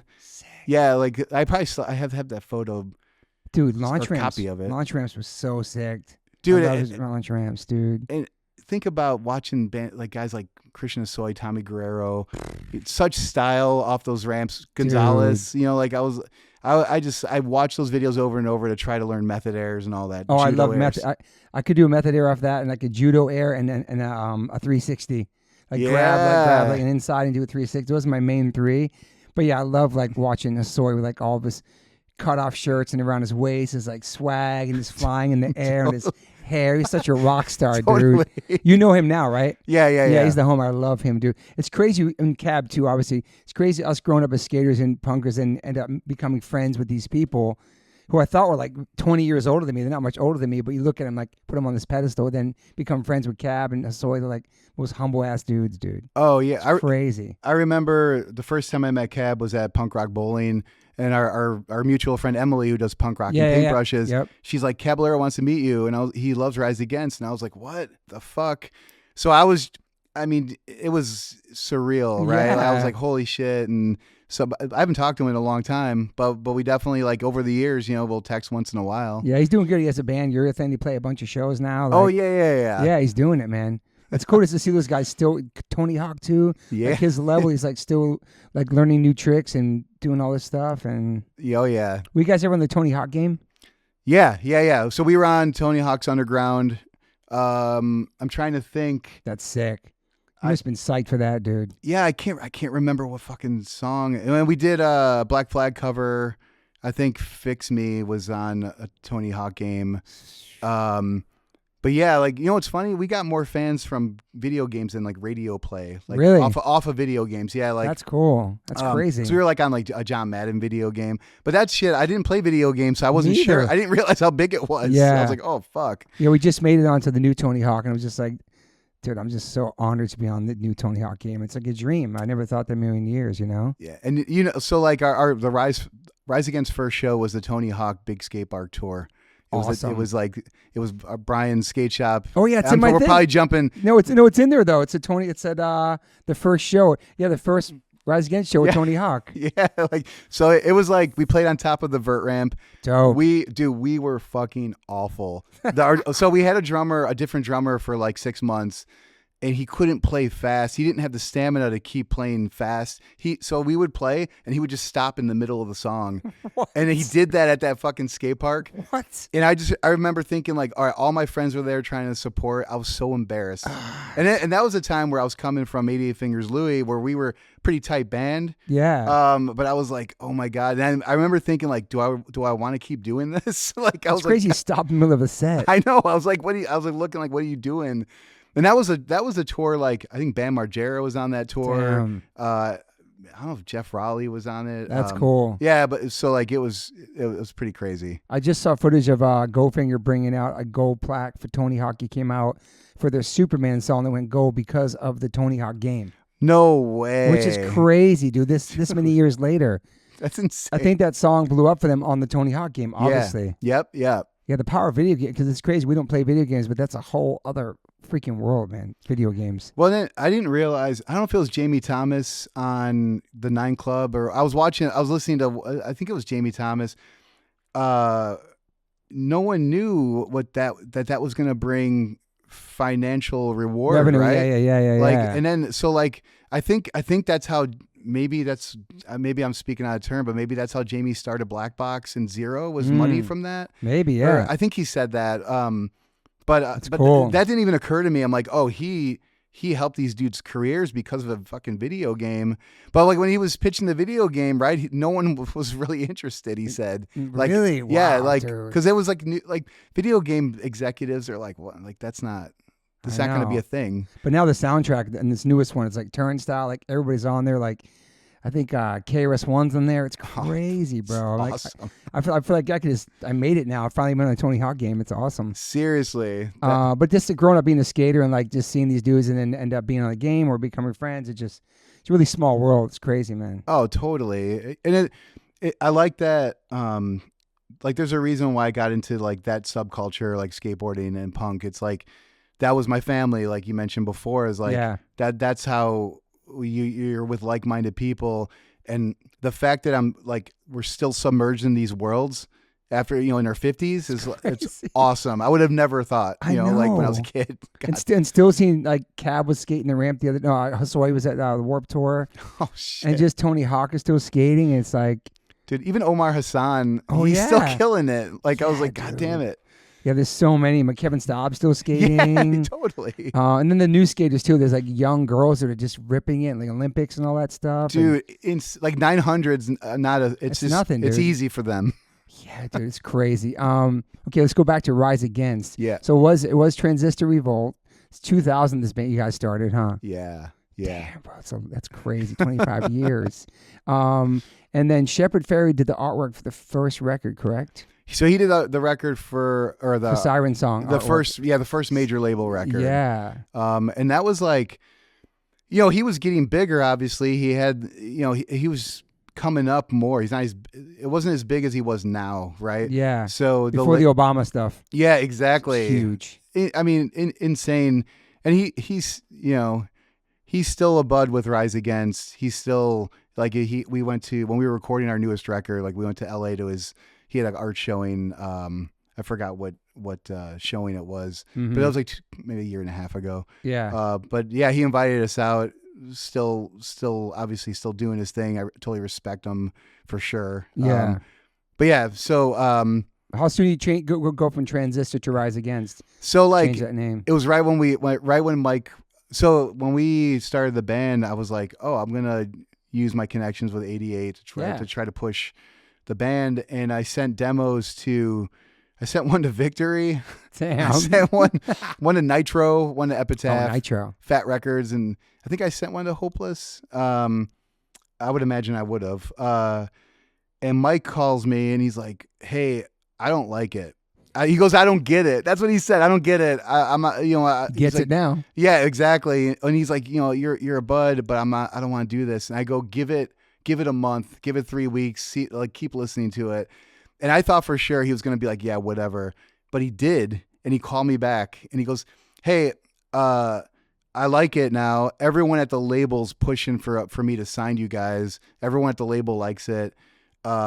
And then he was also on Warped Tour at the time, and he was playing it for like Davey, AFI, and Russ from Good Riddance. And he wasn't telling them who it was, but those guys already had my demo and they knew it was me. Okay. So they were kind of vouching for it a little bit. That's cool.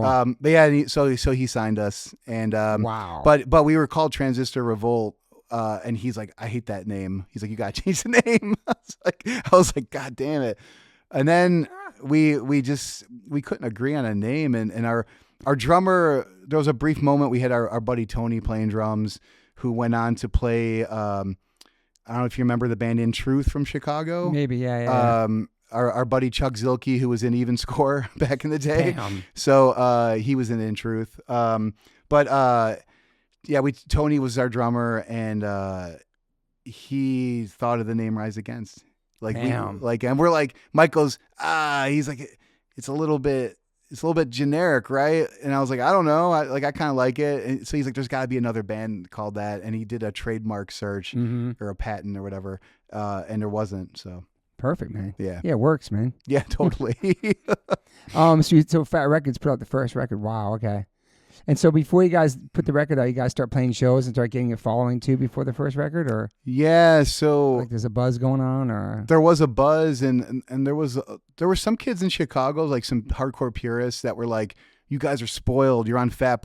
We got on Fat before we even played a show, kinda, and so like, and maybe we played the Tony Hawk demo or skate park tour. Maybe that was before. Yeah. I think. Oh, so before you really played a show, kind of. Yeah, like things were kind of happening, and we started recording a record, and so we recorded a record. But then we realized when we started playing live, like we had to get a feel for each other on stage. Tim at that point, Tim played guitar and sang in his old band, so he was just doing the frontman thing. Damn. And he said it was hard for him. He couldn't hide behind his guitar. Yeah. So sure. we definitely took us a little while to find our footing. The groove, yeah. Damn. So you barely played some shows, and then the record comes out. That's crazy, dude. Yeah, record came out, and then we got just lucky. We were on tour after tour because of Fat. Sick of It All took us to Europe. It was like 2001. Yeah, exactly. Yeah. And I'll never forget on that tour. I mean, those guys are obviously our buds. Sick of It All, yeah. But fucking Craig, it was like, you guys are using all the hot water in the clubs. Don't stop taking showers before us. I could see him totally saying that. Yeah, for sure. And he'll probably laugh if he hears me saying that. No, for sure, dude. Damn, so sick of it all. 2 guys a year. That's awesome. Yeah, dude. 2001. So then you start touring. That's it, nonstop, man. Right, getting a fan base and and we were touring with every genre that was punk or hardcore adjacent. So we took out, we went out with the Mad Caddies ska band. Yeah. Catch 22, they're on Victory, they're a ska band. Yeah. And we kind of hit it as much as we could. We went out with a Agnostic Front, The Business, and TSOL. Remember they were doing the Unity tour. Yeah. That's sick. So were you getting radio play too on the first record? Not the first record. When the second record came out, they started playing Like the Angel. Yep. Yeah. And that's 2003. Yep. Revolution per Minute. Is that on Fat too? Yeah, so that came out on Fat, and then damn. So Mike, at this point, Mike's like, "Oh shit, I did the right thing." Yeah, signed you guys. It's you know what I mean. Oh it's yeah, working. Well, you know what he said. So we demoed the second record, and we were driving out to the blasting room because Bill Stevenson recorded that record. Awesome. And he called me while we were literally just got into the studio. He goes, "Oh fuck!" He's like, "I was on tour. I just heard the demo of the second record. Thank God it's good." I was like, he's like, because he didn't hear any new music up until that point, because he was always trying to produce us. Oh, okay. But it never worked out with the No Effects schedule. I didn't know he produces bands. That's cool. Yeah, Okay. He all those Fat record releases, the first 5 years, he produced all of them. Okay. Yeah. Damn, he's a hardworking dude, man. Yeah, 100%. All right, so yeah, he has a blasting room with Bill Stevenson. I think the first band I really heard of people getting produced was you guys back then. I know he produced before that, right? Yes. So he did Shades Apart from Jersey. Okay, I remember them. Yeah. Yeah, and that was for Revelation, right? They were on Rev, I think. Okay, I remember them. Yeah, great band actually. Yeah, and I think the first band he did. Well, it's kind of weird because he started producing bands that were on Cruise Records for Greg Ginn, right? Because Cruise Records was part of SST. Yep. But it was Chemical People. It was Big Drill Car. Yeah. Bill was recording those guys because he learned how to record because he didn't like how I Don't Want to Grow Up was turning out, and he just started taking the reins himself, and it was I know that. Wow. Yeah. So he started way back then because he didn't like what the engineer was doing. Damn. Yeah. That's crazy. That's an amazing record, dude. Oh, so good. God. So now you get to work with freaking Bill Stevenson. You grew up in Descendants. That must have been awesome. It was like... That's very surreal too, man. So I met him when 88 was a band. Yep. And he'll laugh at this. He wasn't married at the time. First time I met him, it was at the Metro. I knock on their truck. He opens the door. He goes, "Not now. I'm trying to get laid." And he shuts the door. And I was like, that was the first time I met him. And I was like, holy shit. Yeah. I was like, what the fuck? And he's like, years later, he's like, oh, it was my girlfriend out at the time. His girlfriend sold merch for All. And so he was just having alone time with this lady. Oh my God. He's married to Stacy, right? Yeah. She's awesome, man. Shout out to Stacy. She's the best. She was our little entertainment ringleader when we were recording with Bill.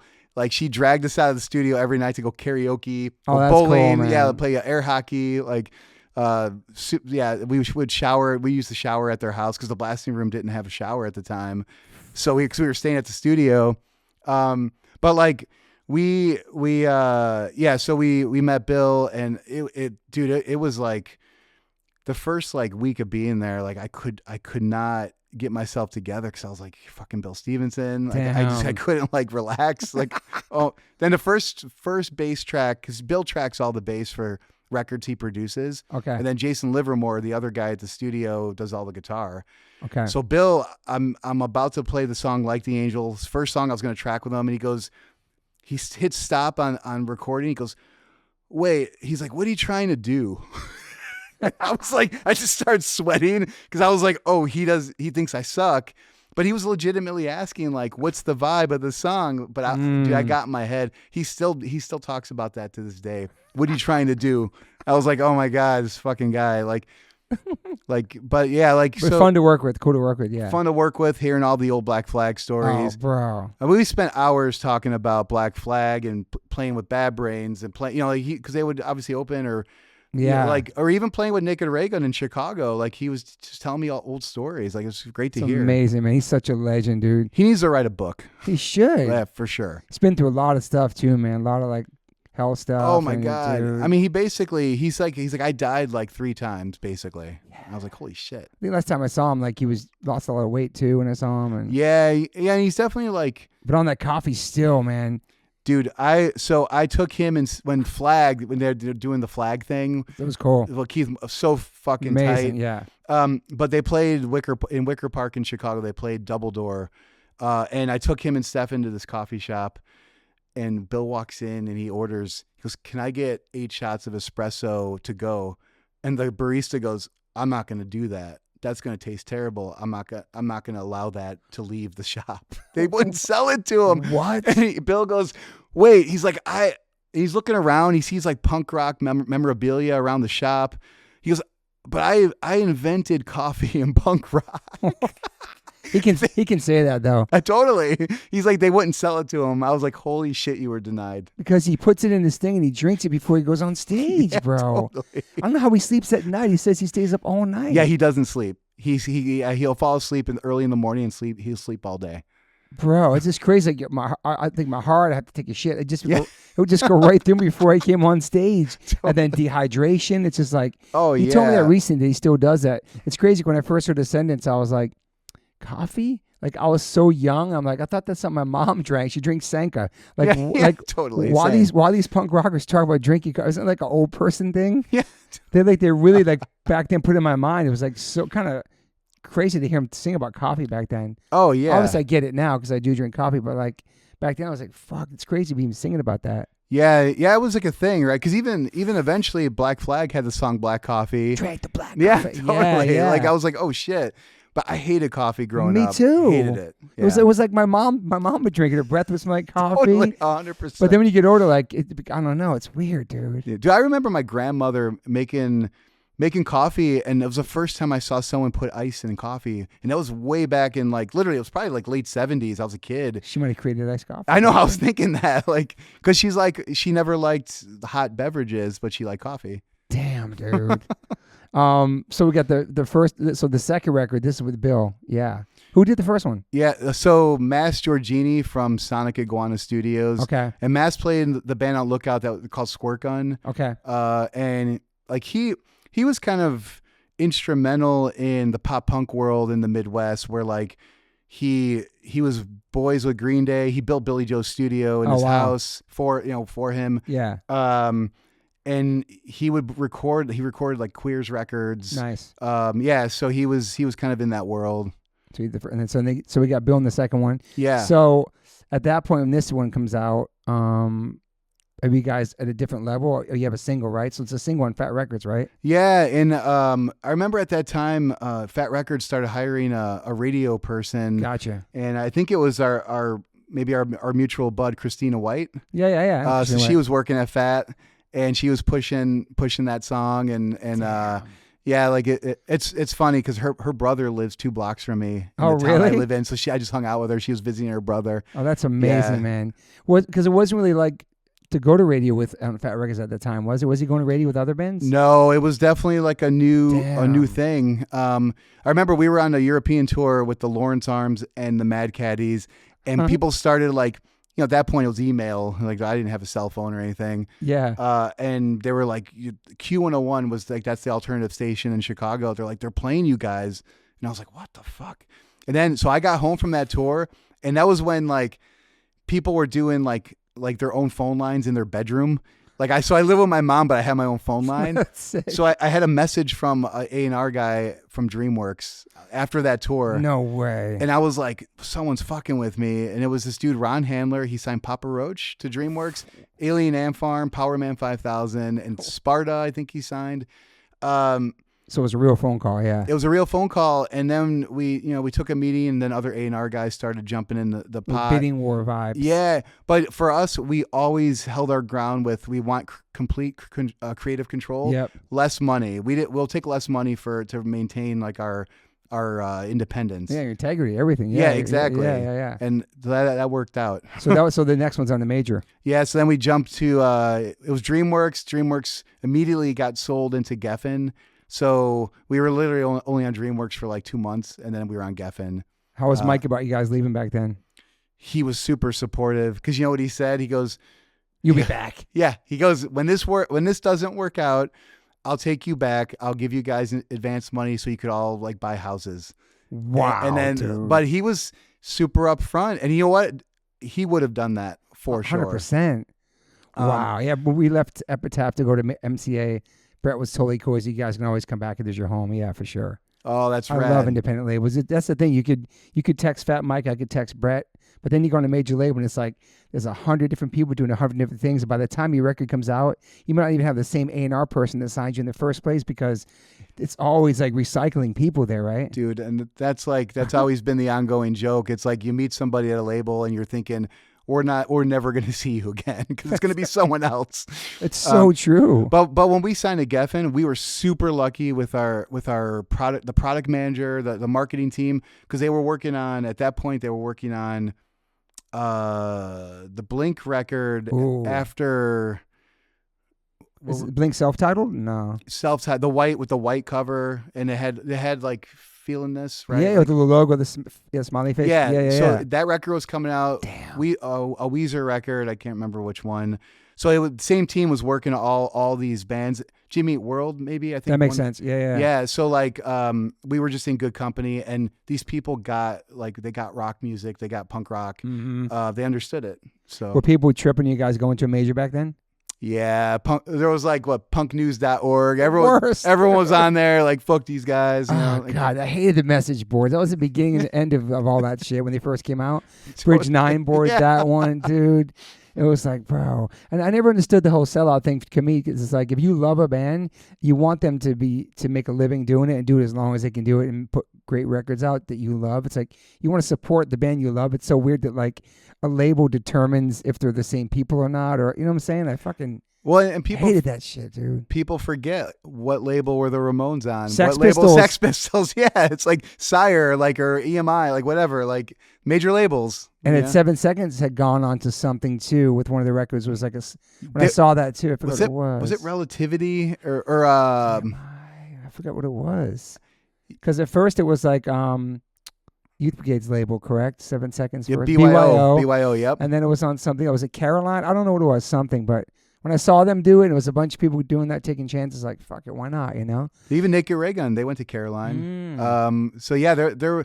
People forget, the roots of it all. Unfortunately, like they started with major labels. You know, like it's like. Did that bother you back then? People saying stuff? Oh, for sure. I tried not. Yeah, I try not to let it, but it did. It gets in your head. No, dude. Even if you know it's like, yo, I'm the same person. I'm making a new record on a different label. Like. Fuck you people, you don't even know my life or know me personally. It's still, because it's like you're so passionate and this is like what you do for a living. This is your life. And then when people say something like, fuck, this sucks. I know. It's like, do you not want me to be able to live and write more music? Like, do you want me to just fail and work a mundane job? Like what? Yeah, and then you get called sellouts before they even hear the record. They haven't heard the record yet and they're talking shit. You know what I mean? Dude, I was in that camp when Bad Religion signed to a major label. It was right when Stranger Than Fiction came out. I was like, this record's going to suck. Major label. So you were one of them? I was for sure like drinking that Kool-Aid. Maybe I shouldn't say that, but no. But when I heard the record, I was like, this record's fucking great. And then it kind of started, getting me thinking like, oh, maybe it doesn't matter. Like, I don't know. Yeah, there is a Bad Religion record that Brett wouldn't talk about on the podcast. I really? forgot what it's called. It's one of those records. It was a major. It was like really different. Is either a record called No Substance or New America? I think maybe No Substance. One you won't even talk. Like, just skip that. But it's like, it's funny because that record to somebody else could have been their first introduction to Bad Religion. They could fucking love that record. Yeah. That's why I'll never diss one of our records that I don't like, because every time I try to talk about it, I'd be like, that's the first record I found of your band. That's my okay. Just because I don't like it doesn't mean the world doesn't like it. Well, it's funny because I definitely had those records, Rise records, where I was like, we were in a bad spot. We were stressed. We were overworked. Like we didn't think this record through enough. And that record cycle. Yeah, exactly. Yeah, you're in that kind of like that cycle, and you can't get off that train. It just keeps going. Mm-hmm. So, because we were like tried and true. Like the cycle was like, you tour for 2 years, you take maybe 6 months off, you get back in the studio. And we did that machine, bro. Yeah, totally. Yeah, dude. Just churning it out. Which it feels like could become a job at some point too, right? Where it's like, yeah, I mean, and the records I'm thinking of, I definitely felt like there was no real creative energy. It was like we were going through the motions. Mm-hmm. But then years later, I definitely have kids coming up to me saying like, "Oh, that record's my favorite record." Exactly. I was like, "Oh shit." Yeah, maybe you were in a weird place, headspace, but they were in a space where like they needed it or connected to it, you know? So this one is like the Siren Song of the Counterculture. This one, right? This is 2004. This was a big one for you, right? Because you had Swing Life Away and then Give It All. Those are the big singles, correct? Yeah, and you know what's crazy? Those it's on a major too, yeah. Yeah, but those two songs came out on independent releases, and the label were like re-record them. The Punk Goes Acoustic on Fearless Records, that was Swing Life Away first, and then. But people don't remember that because it's on the major, right? Yeah, yeah. Totally, and then Give It All was on maybe the Punk Voter compilation Mike did. Remember? Damn, yeah, I remember the one. Yeah, Rock Against or Punk, what was it called? Like, was it Punk Voter? Something like that. Yeah, he did great compilations though. Oh, totally. Short music for short people. Those Fat Records comps, all those. So creative, man. So good, and it was so important back then. Those mixed, all those like compilations at the Warped Tour, man. So many people found out about our bands through those. Oh yeah, you know what's crazy when that 100 bands, whatever 30, the short music. He didn't like the first song we submitted. He goes, "You could do better. Rewrite Damn, he one." broke your balls hard all the time. Like, damn it, dude! It's 30-second song. You can write a better 30-second song than that. Did you send him another one? I did. I was like, "Fuck you." I'll top it, and we did. Damn. So this album, you guys really like blow up. Be going on like things are changing for you. Yeah. So we recorded with Garth Richardson, who did Built to Last. Okay. Sick of It All, Built to Last, and the Rage Against the Machine. The second. Wait, did he do Los Angeles? I can't remember. Okay. So the label kind of put us with Garth because he did these two records. So he's like, oh, he gets heavy music. Built to Last is a great record, man. Oh, dude, it's one of my favorites. Me too. Oh, Me fuck too. yeah. But it was we were a little bit like a fish out of water because he kind of didn't get our vibe a little bit. He's a great dude, but the working relationship just wasn't there. So we were like a little nervous when that record came out, and then like Give It All took off. Swing Life Away was what really saved us.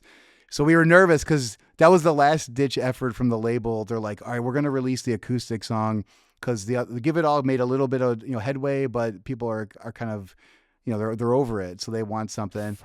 And then we had another single called Life Less Frightening that no one cared about. It did nothing. So but then we were like, oh shit, we're gonna get big off of this acoustic song. And people, do they think we're an acoustic band? Like it's false representation, right? Yeah. So, but luckily that kind of became part of the DNA of the band. Is there's an acoustic song on every record. That's after cool, that. Yeah. Damn. I know it was scary times for sure. Like we were like, oh, we're gonna be one of those bands that we get dropped right away. Like it's gonna happen. Was there a party that wanted to go with Bill too on the major label, or was that? Yeah, and the label they were for sure like, no, you can't go there. And I was like, oh, it's starting. They're trying to like, and it's like we've never demoed for a major label ever. Okay. So that was in our deal. Like we just submit the record and you release it. Well, that's cool. And yeah, I don't know. Like we were headstrong kids, so I don't know if that was like a smart thing, or maybe I don't know. Like maybe there was someone at the label that could have helped us along the way with. Yeah. But at the end of the day, I feel like we followed our hearts, and it got us to where we are now, right? Yeah. So that changes everything for like venue size, everything. It just like it's happened pretty fast. Yeah. So like I remember, I feel like the record release show for Siren Song.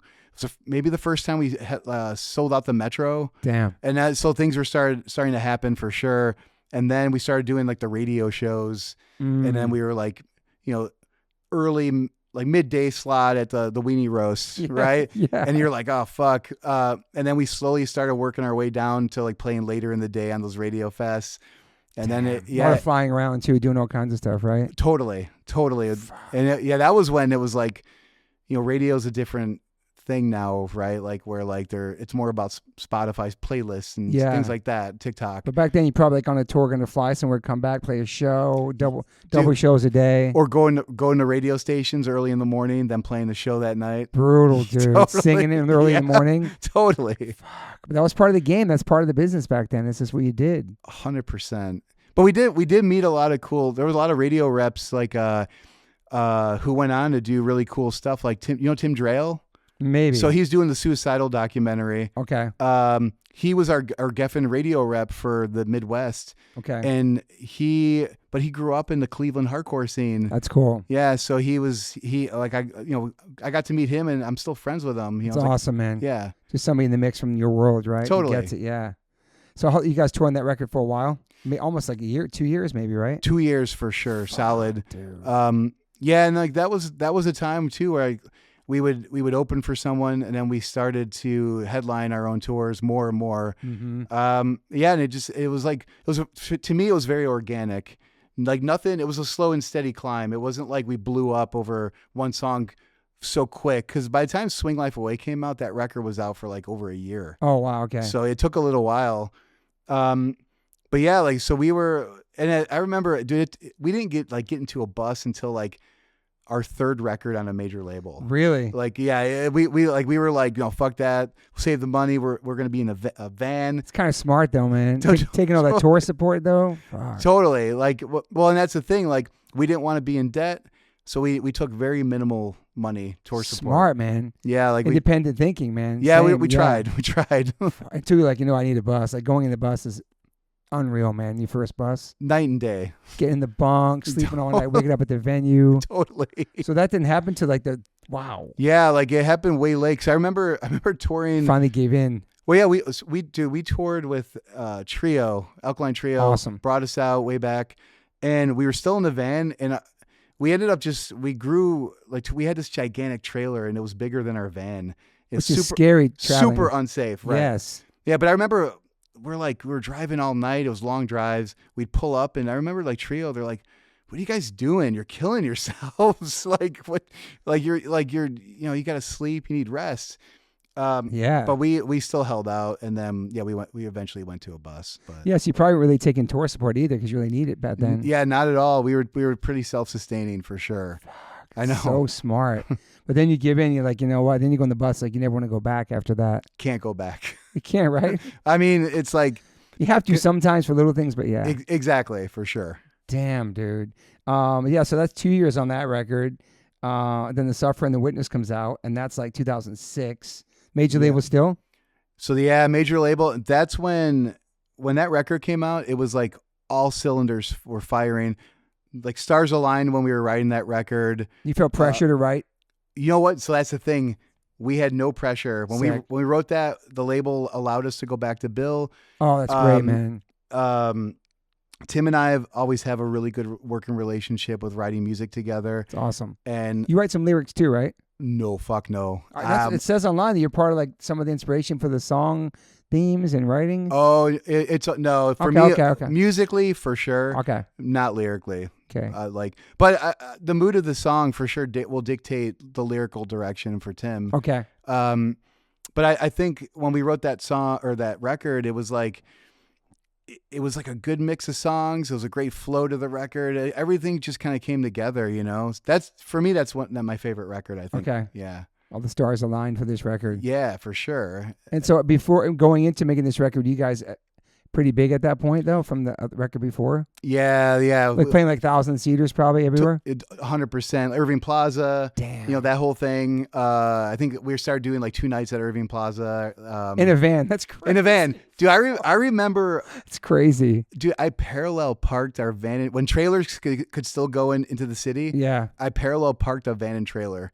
In Manhattan, that's that's crazy, dude. I had some skills driving. Yeah, there's no trailers in the city now, huh? Through the Holland Tunnel. Yeah, I can't do it. Wow. Yeah. Well, or maybe it's no buses. Or do you drop the trailer off and then the bus leaves? I can't remember now. Yes, driving that in Manhattan must be crazy, dude. Yeah. Oh, insane. Yeah. So the next this record, you go into the bus?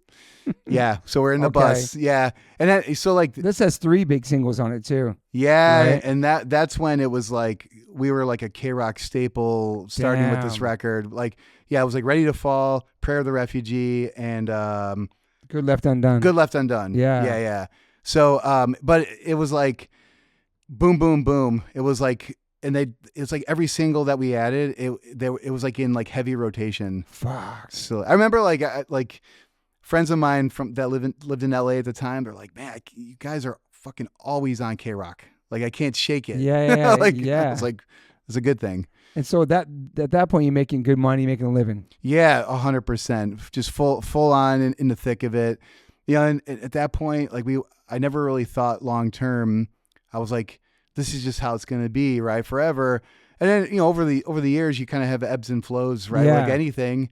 Right now it's like we're back. Like I feel like we're on like a high a little bit. Like shows have been great. Yeah. But the Suffer and the Witness is when things kind of like came together, and I felt like we could do no wrong on this record. You know? Yeah, like unstoppable. Yeah, for sure. And the shows are getting massive at this point, bigger, way bigger. Yeah, even and globally, like that was when we were headlining European tours. Okay. Instantly was selling out. It was like boom, boom, boom. Like we were just going. And then financially, do you get your first house then? So no, you know what? Let me think. I got the first house I bought was a townhome, and that would have been 22 years ago. So yeah, Suffering the Witness. Yeah, it was around this time. That's awesome, man. Yeah, Good for you. That's awesome, man. Damn. It's just hardcore kids, dude. It's crazy, I know, dude. it's like, I do remember all the airplay on the radio and stuff like that because I first heard about you guys, dude. Adam Blake's a big fan of ours again. So he was telling me about you.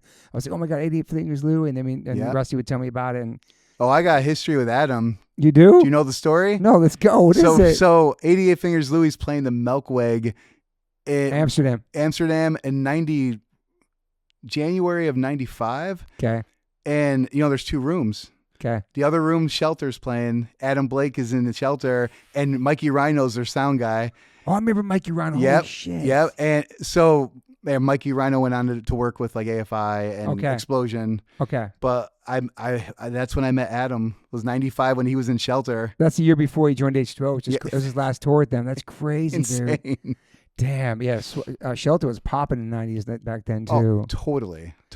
Damn. Were you a big fan of Shelter? Yeah, like I was a little bit later though, like because like when what Mantra.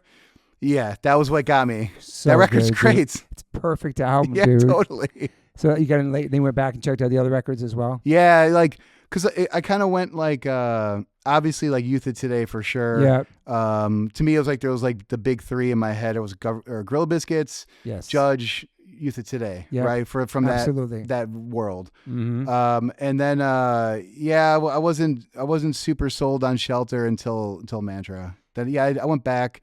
I remember they played like that suburban bar, that sports bar I was talking about earlier.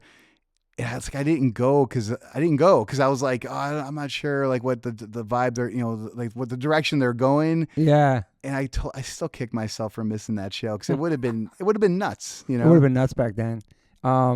Okay, so you guys were in a bus and now this record's out and these 3 singles are out and just like, so what size venues are you at now? Because it was Irving, but now where you going? Roselands maybe? Exactly, Roseland for sure. That's like 3,000 or 4,000 maybe. Yeah, exactly. So we were doing that kind of like. We were doing the Aragon Ballroom in Chicago, 5,000. Yeah, like I'm trying to think. L.A. So L.A. like, because I remember when Palladiums. So we were doing multiple nights at the Palladium, and then when this record came out, we did a week straight at the Troubadour. Really? Yeah. So we had Strike Anywhere open a couple of shows, and I think so 7 nights at the Troubadour. Yeah. Dude, that's crazy, man. I want to say, I don't know if Ignite played a couple of those. That would make sense. Yeah. Back then. So yeah, Death by Stereo, maybe. Yeah, for sure. Okay. And we stole that idea from the Clash. They did a residency at the Troubadour. I didn't know that. Yeah, like way back in the day. And our manager Missy Worth at the time, she was friends with like Mick Jones. Her family were like in the music business forever. Her brother super tight with Mick Jones. So she saw the fucking Clash. That's sick. She saw the residency. She even saw Joy Division in England play, dude, which is insane. That's insane. Yeah. So 7 sold out nights at the Troubadour. Yeah. Fuck, dude. Yeah. And you have 3 singles kind of at the same time on the radio, or no? It was like I would say a couple months piggybacking, but once a new one would get added, they didn't stop playing the old one, so it was just like all these 3 songs going. So it's just like Mm-hmm. Damn, was your mom bugging out back then? Was your mom super psyched for you? Oh yeah, she's like, I'm so proud of you. She's just like, you know what she would always say, like, I always knew like if I let you do your thing, like it would bring rewards, to you. Like it would pay, come back to you. So I was like, oh, all right. I love how supportive. Yeah, that's amazing. Because I was going to college. I went to college for 2 years. I was going for accounting. Oh really? Yeah, I can't even imagine my world now. Were you in 88 Fingers Louie at that point too? Yeah, like college. like so it was accounting. Wow. We were kind of doing. No, it might have been before. No, it was when 88 broke up the first time. I went back to community college. Okay. And I was like, I don't know what the fuck I'm doing. You a business accountant or something? Yeah, exactly. Yeah. I kept, because numbers, that whole thing, that comes easy to me. Okay. That's like, I have a mathematical head. So you were great at math in school? Yeah, exactly. Fuck. So like, I was like, oh, what can I do like to make a decent living, and it's gonna be like easy. So I went that route. Damn. So maybe like you work in business management or something. Yeah, totally. An accountant or something. Yeah. For sure. Damn. Be a CPA for CPA. Yeah. Fuck. That's what my wife Moon does, but she's not officially a CPA, but she's been doing books at the barracks. At my band, everything for years. Yeah. So did you graduate from college at all for that? You get that? You never did that. I lasted. You know what? It was. Now I know what happened. I went when 88 started. It was simultaneously, and then we had an opportunity to go to Europe, January '95, and I dropped out to go to Europe. Dude, there's so many people on this podcast that's one of the stories. Like, I was in college, I had a really good job, I worked there, I got this one offer to open up for Sigvard, and then I just went and did it, and fucking, and the last one, I forgot that somebody said, like, they thought I was crazy. Like, what are you gonna do? You're gonna go play this punk rock music in Europe? Why would you do that? You have a stable job right here. But people don't understand, like, the passion of being a musician and these opportunities you can't say no to. Yeah. And just because some people just won't take a chance like that. Exactly. Do you know what I mean? Like, they'd rather be safe in their job and not really take a chance. Yeah. And there's so many stories in this pod where people are like, I fucking quit my job. I was a lawyer. I said, fuck it, I'm going to go start a band. And then boom, they're still doing it. It's awesome, dude. Dude, totally. And that speaks to the power of the music, right? Yeah. Like we're drawn to it. We can't get rid of it. Or even just believing in yourself and believing in what you're doing. Yeah, totally. You know what I mean? And not giving up on it and just taking that chance. It's fucking... Totally. Most people don't do that. It's crazy. Okay, so this tour, you're everything's changing. Singles... And you toured on this record for probably 2 years too, huh? Yeah. Seems like 2 year cycles for these. Yeah, it was for sure 2 year cycle. I'm trying to think. You guys getting burnt out on touring at all back then or no? Not yet. Because now you yet. just graduated to a bus. Now it's like a whole new fucking world. Yeah, and like so we started seeing like we would like on Suffer and the Witness. That was a tour we were opening for Trio, and we started seeing a shift on that tour. I'm sure. And I was like, oh shit, like. So that was kind of like, whoa, like this is more people coming to you in the shows. Yeah. Wow. And like, you know, like. And you're playing with like Chicago legends. Totally. Yeah. Totally. And then even with like, I think that was the same record where Bad Religion brought us out. And I was like, this is sick. That's so cool. And then, you know, like you start seeing, and I remember From First to Last opened that tour. So Sonny, Skrillex, like, that's crazy, dude. Dude, I will never forget this. They were getting heckled every fucking day, and the band wanted to leave the tour, and Sonny was like, fuck that. We agreed to do this tour. We're staying. I totally respected him. And he was 16 years old on that crazy tour. With the hair. Yeah. I think they were on Epitaph or something, right? They were, yep. And that's how they got on that tour. Brett told Bad Religion, like, hey, I want you to put my new band. Who's laughing now? Yeah. Skrillex. Yeah, Shout out to Skrillex, man. Totally. That was the craziest reinvention, whatever he did that. Came back as that. Totally. Fuck, he's massive, bro. Totally. But we ran into him at Lollapalooza in South America. And he made it a point to come say hi. Oh, that's and so cool. He's still Sonny. He's still like, you know, super, just great kid, you know? Dude, I remember on the Warped Tour of that band, all that, man. Totally. that was the craziest, like, kind of not comeback, but just like all of a sudden, oh my God, there's that kid. Yeah. He's still killing it. He's huge, dude. Yeah. Okay, you're in the bus, and you'd probably touring the whole world at this point in this record. Oh yeah, Australia, Taste of Chaos. We were doing remember that tour. That tour was crazy. Right in Australia, yeah. That's not around no more. We know that. But, no. And then Appeal to Reason came out 2008, and this has Re-Education and Savior. But I think Savior was your biggest single at that point. It became one of your biggest songs, correct? So yeah, you know what's crazy about that is, first of all 3 major label records came out while we were on Warped Tour, so which is crazy. Like, really? Yeah. So when we were playing Warped Tour yesterday, like. I was talking to Tim about that. I'm like, so we have this new record coming out next week or August 15th. And to associate that with Warped Tour, I'm like, dude, we've released 3 records while we were in the thick of Warped Tour. Damn. It's part of like the almost part of the cycle we were on, you know, like it was crazy. Wow. But yeah, so when Appeal to Reason came out, Savior was like it was the last single at the end of the tour cycle, and that put us on tour for a whole other year. Like Really? we were about to throw in a towel and start writing a new record. No way. And dude, Savior, it just blew up. Couldn't get away from it. It was like boom, there we go. Damn. Yeah. So it just pushed the record even like more. Yeah. The label was freaking out. They're like, this is like unheard of. Would that be the biggest record at that point? Yeah, I think Or at this point? I think so. It's crazy though, because both records just went platinum maybe 3 years ago, like simultaneously. And I think Siren Song is like 800,000. It's like near, but it's gonna happen, dude, for sure. I don't know, man. No one buys records, so like we're 200,000 short. Maybe some people blew up on TikTok and then picked the record. Totally. That's happening to bands. That's crazy. So 2 platinum ones. So that other one's gold. Wow, dude. Mm-hmm. Million records. That's crazy, bro. Well, I remember like a record like Siren Song. We opened that record on purpose with the hardest song we ever wrote. Yeah. State of the Union. And it blows my mind, right? 800,000 copies. Like, what is someone that heard Swing Life Away, when they start playing that record, that's their first fucking blast in the face. It's like, they must be like, what the fuck am I listening to? Yeah. Like, what is this? Are you guys getting Grammy nominations back then too? No. Yeah, okay. No. Yeah, that. But you never got one, a Grammy thing? Not like just like your name listed for a Grammy? Never. Really? I thought you guys did for some You know reason. what? We might have gotten on the list, but yeah, That's yeah, what I that mean. was it. That was it. Yeah. You get on the list, yeah. Yeah. Fuck. I never paid attention to stuff like that because it never seemed like a real thing. Like it was, you know.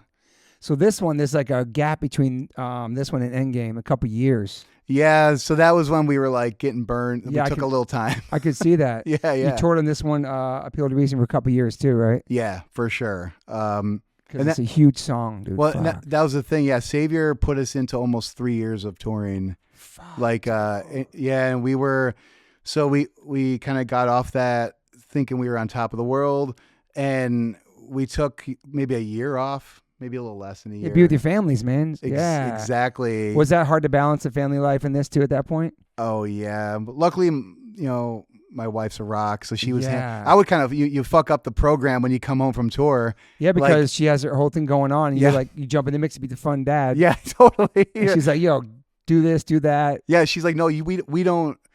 I have the to-do list, and then like I'm out with my kids. I'll buy them things. She's like, don't make them think that's like a normal thing. They're gonna get spoiled. You know? Did the same thing because you feel so bad you missed a bunch of time. Yeah, and you want, let's go to the movies, let's go do this, let's go buy anything you want. But you're like that fun dad, and then the mom's one holding down with the structure and the rules and the bedtime and all that stuff. Yeah, and the candy, whatever, and you come home and you're like, it's damn. And growing up without a dad, like I didn't want to be absent. I wanted to fucking be there. Same, dude.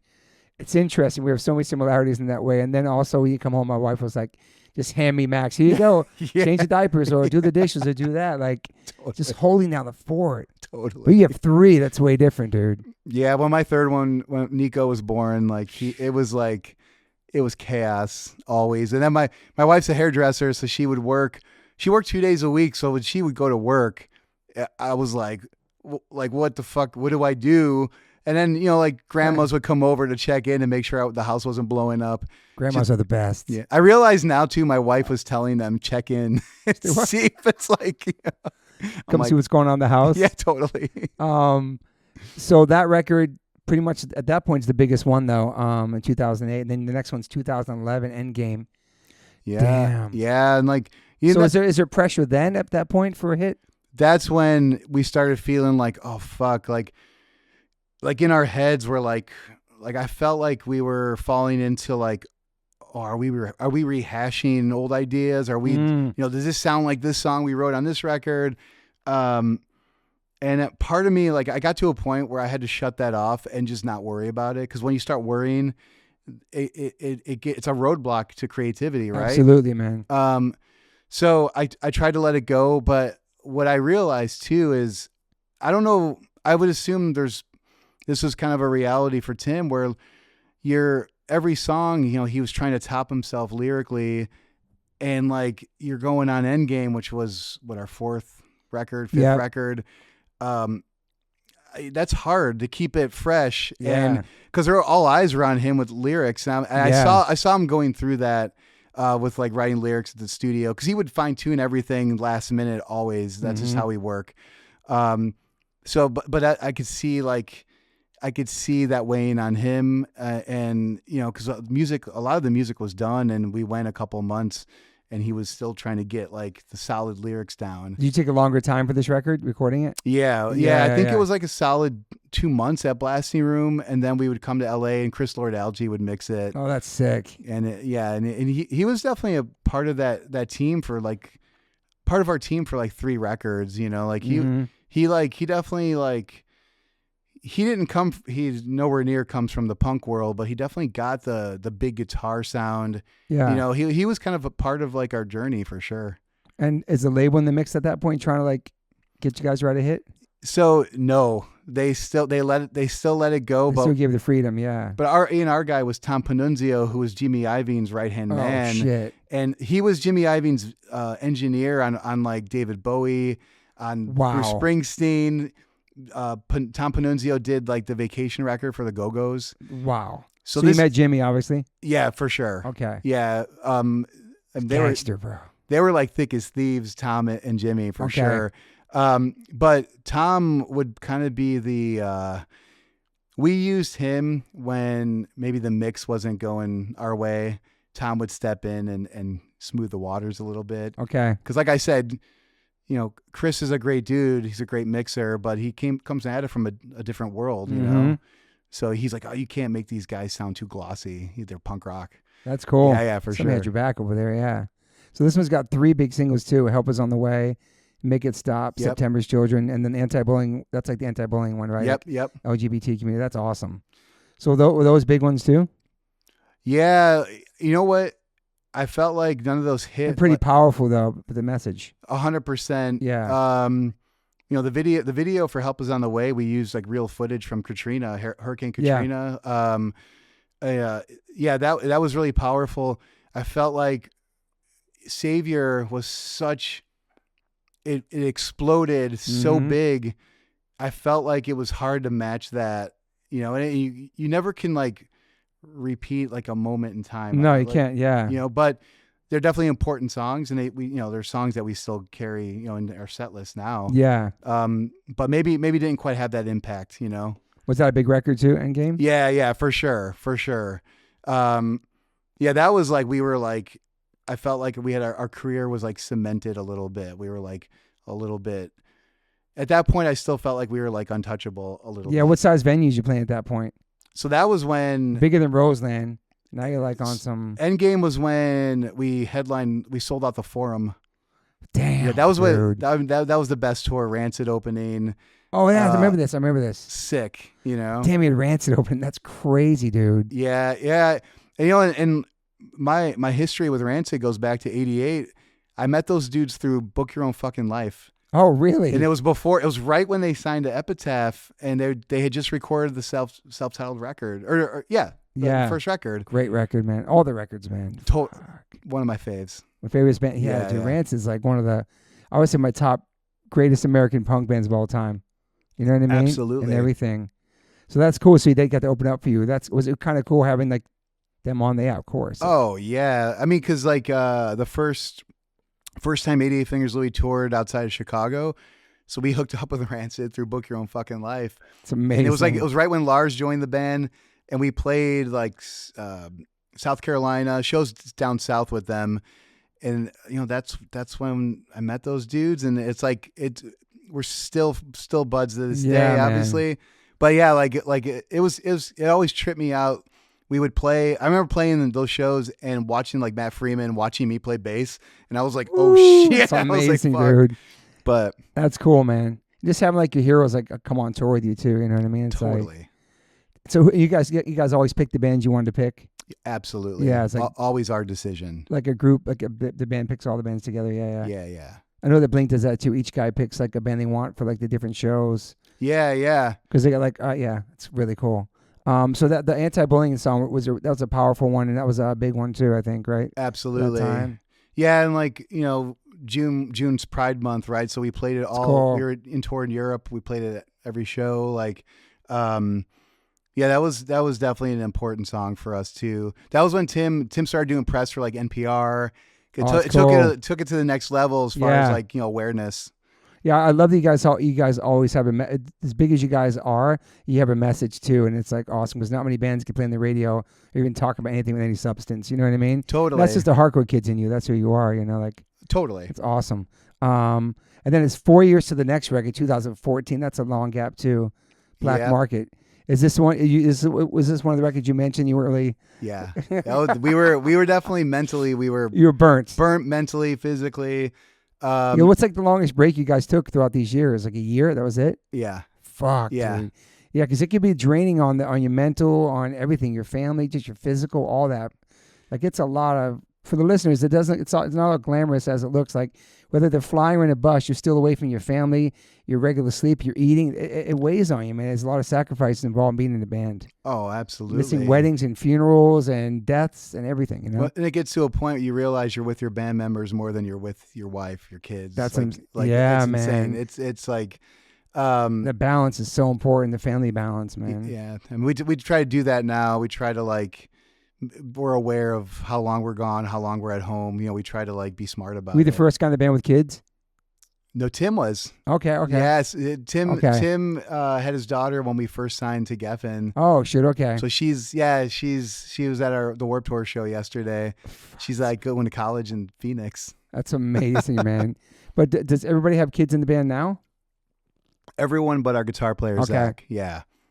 It's crazy, man. It's crazy balancing family and being in the band and all that stuff, man. I know a lot of people ask, like when we're doing interviews on the road, they're like, "Oh, do you and Tim still live in Chicago? Do you guys hang out?" And we're like, "Man, we're being pulled in every direction when we come home with families, kids. You're driving kids around and activities, and it's you're like a civilian again. It's totally. It's like real life. Totally, it's crazy. You go to block parties. You're talking to like the normal parents, teacher conferences. Yeah, totally. It's regular normal stuff. Oh yeah. Damn.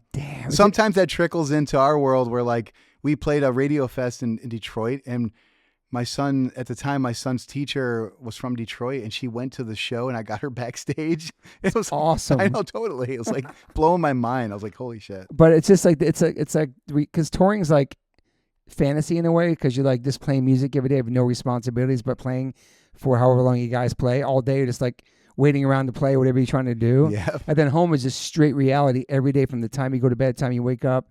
A husband, a parent, all that, just being adults. It's just such different worlds, man. Yeah, it takes me a while to acclimate. I was going to ask you that. Yeah, like maybe a week or two, where there's a solid week where I literally wake up and I'm wandering around the house because I don't know what to do. Like I'll do laundry and then like I don't know, decompress. Yeah, decompress, exactly. I heard that. It's true, but I heard that like Bono's wife would make him get a hotel after the tour before he came home one night, like just to get, I don't know, before he came home. I heard that too, yeah. That's kind of sick. Yeah, for sure. So you can step back into it and kind of like actually be there presently in your head. Yeah, it makes sense. I mean, there's so many times too where like you fly home and you're right into like a family function, like a wedding or this and that. You're like, oh my God, it's crazy to flip that switch. You're playing like to 20,000 people one night, the next day you're in fucking driving a kid to school in carpool or something. Totally. Like that reality is crazy, dude. But I think that's what keeps everybody humble and keeps people kind of normal in a sense. I don't know, having that. Yeah. Because there's some people are just married to the road. They have no wives, no kids. They just tour into it, and that's all they have. You know what I mean? Yeah. It's different. And then they come home for a couple of days, and they want to go back out. And oh, yeah. But it is crazy how, like, you're on tour, like, I can't wait to get home. Then you get home for like a couple of days, you're kind of like, okay, when's the next show? You know, right? Even though home's amazing, you have an amazing family, it's just sort of like this bug. It's weird, man. It's just love and hate for it. I don't know. And like everyone, I lost my mind for sure during COVID. Okay. Because like most people in our world, like I didn't know how to act just being home always. So long as you've been home ever in years. Exactly. And I was like there was nothing, because there was no end in sight. You didn't know when it was going to be done or whatever. It was wild. And we just got done recording our record, Nowhere Generation. And then a week later, everything shuts down. And we're like, what the fuck? That's right. It was 2021 that came out too. Yeah. Yeah, that was such a crazy time. Insane. But it's almost like I didn't take for granted doing playing music, but also like maybe that was the last show I just played. Maybe it's not going to happen. At least I had a good run, and this is what the night's going to be like now. It was just like no. And it was like music was like the lowest on the totem pole of like whatever that word they kept saying that's the necessary that we could be allowed to go back to do. I'm like, dude, music's like the most connecting, beautiful thing in the world. And to have that not even be mentioned for so many months, it's like people need fucking music. And then people playing music, New Found Glory playing music, everybody's in bubbles. I remember they're on bubbles outside. That's right. That shit was crazy, bro. I'm like, I don't want to do that. Just like this easing back into the world after that. But like, damn, man. Dude, our first tour out after COVID was with Descendants, and I remember the tickets sold out, but like 30%, 40% of the crowd wouldn't go. They would just no shows. Yeah, and it was such a weird vibe.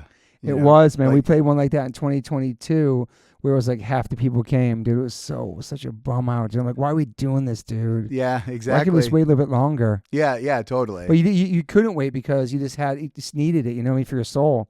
We'll skip over Black Market. You don't like that one. We'll go to the next one. 2014. Then Wolves, 2017. Yeah, Wolves. That's another 3 years in between those two. Yeah, and like Wolves, like we came out of our routine of going to Bill. So so we went to Nick Raskulinecz, who did. Oh yeah, I know that name. Yeah, he did Deftones. He did a Korn record or 2 Korn records.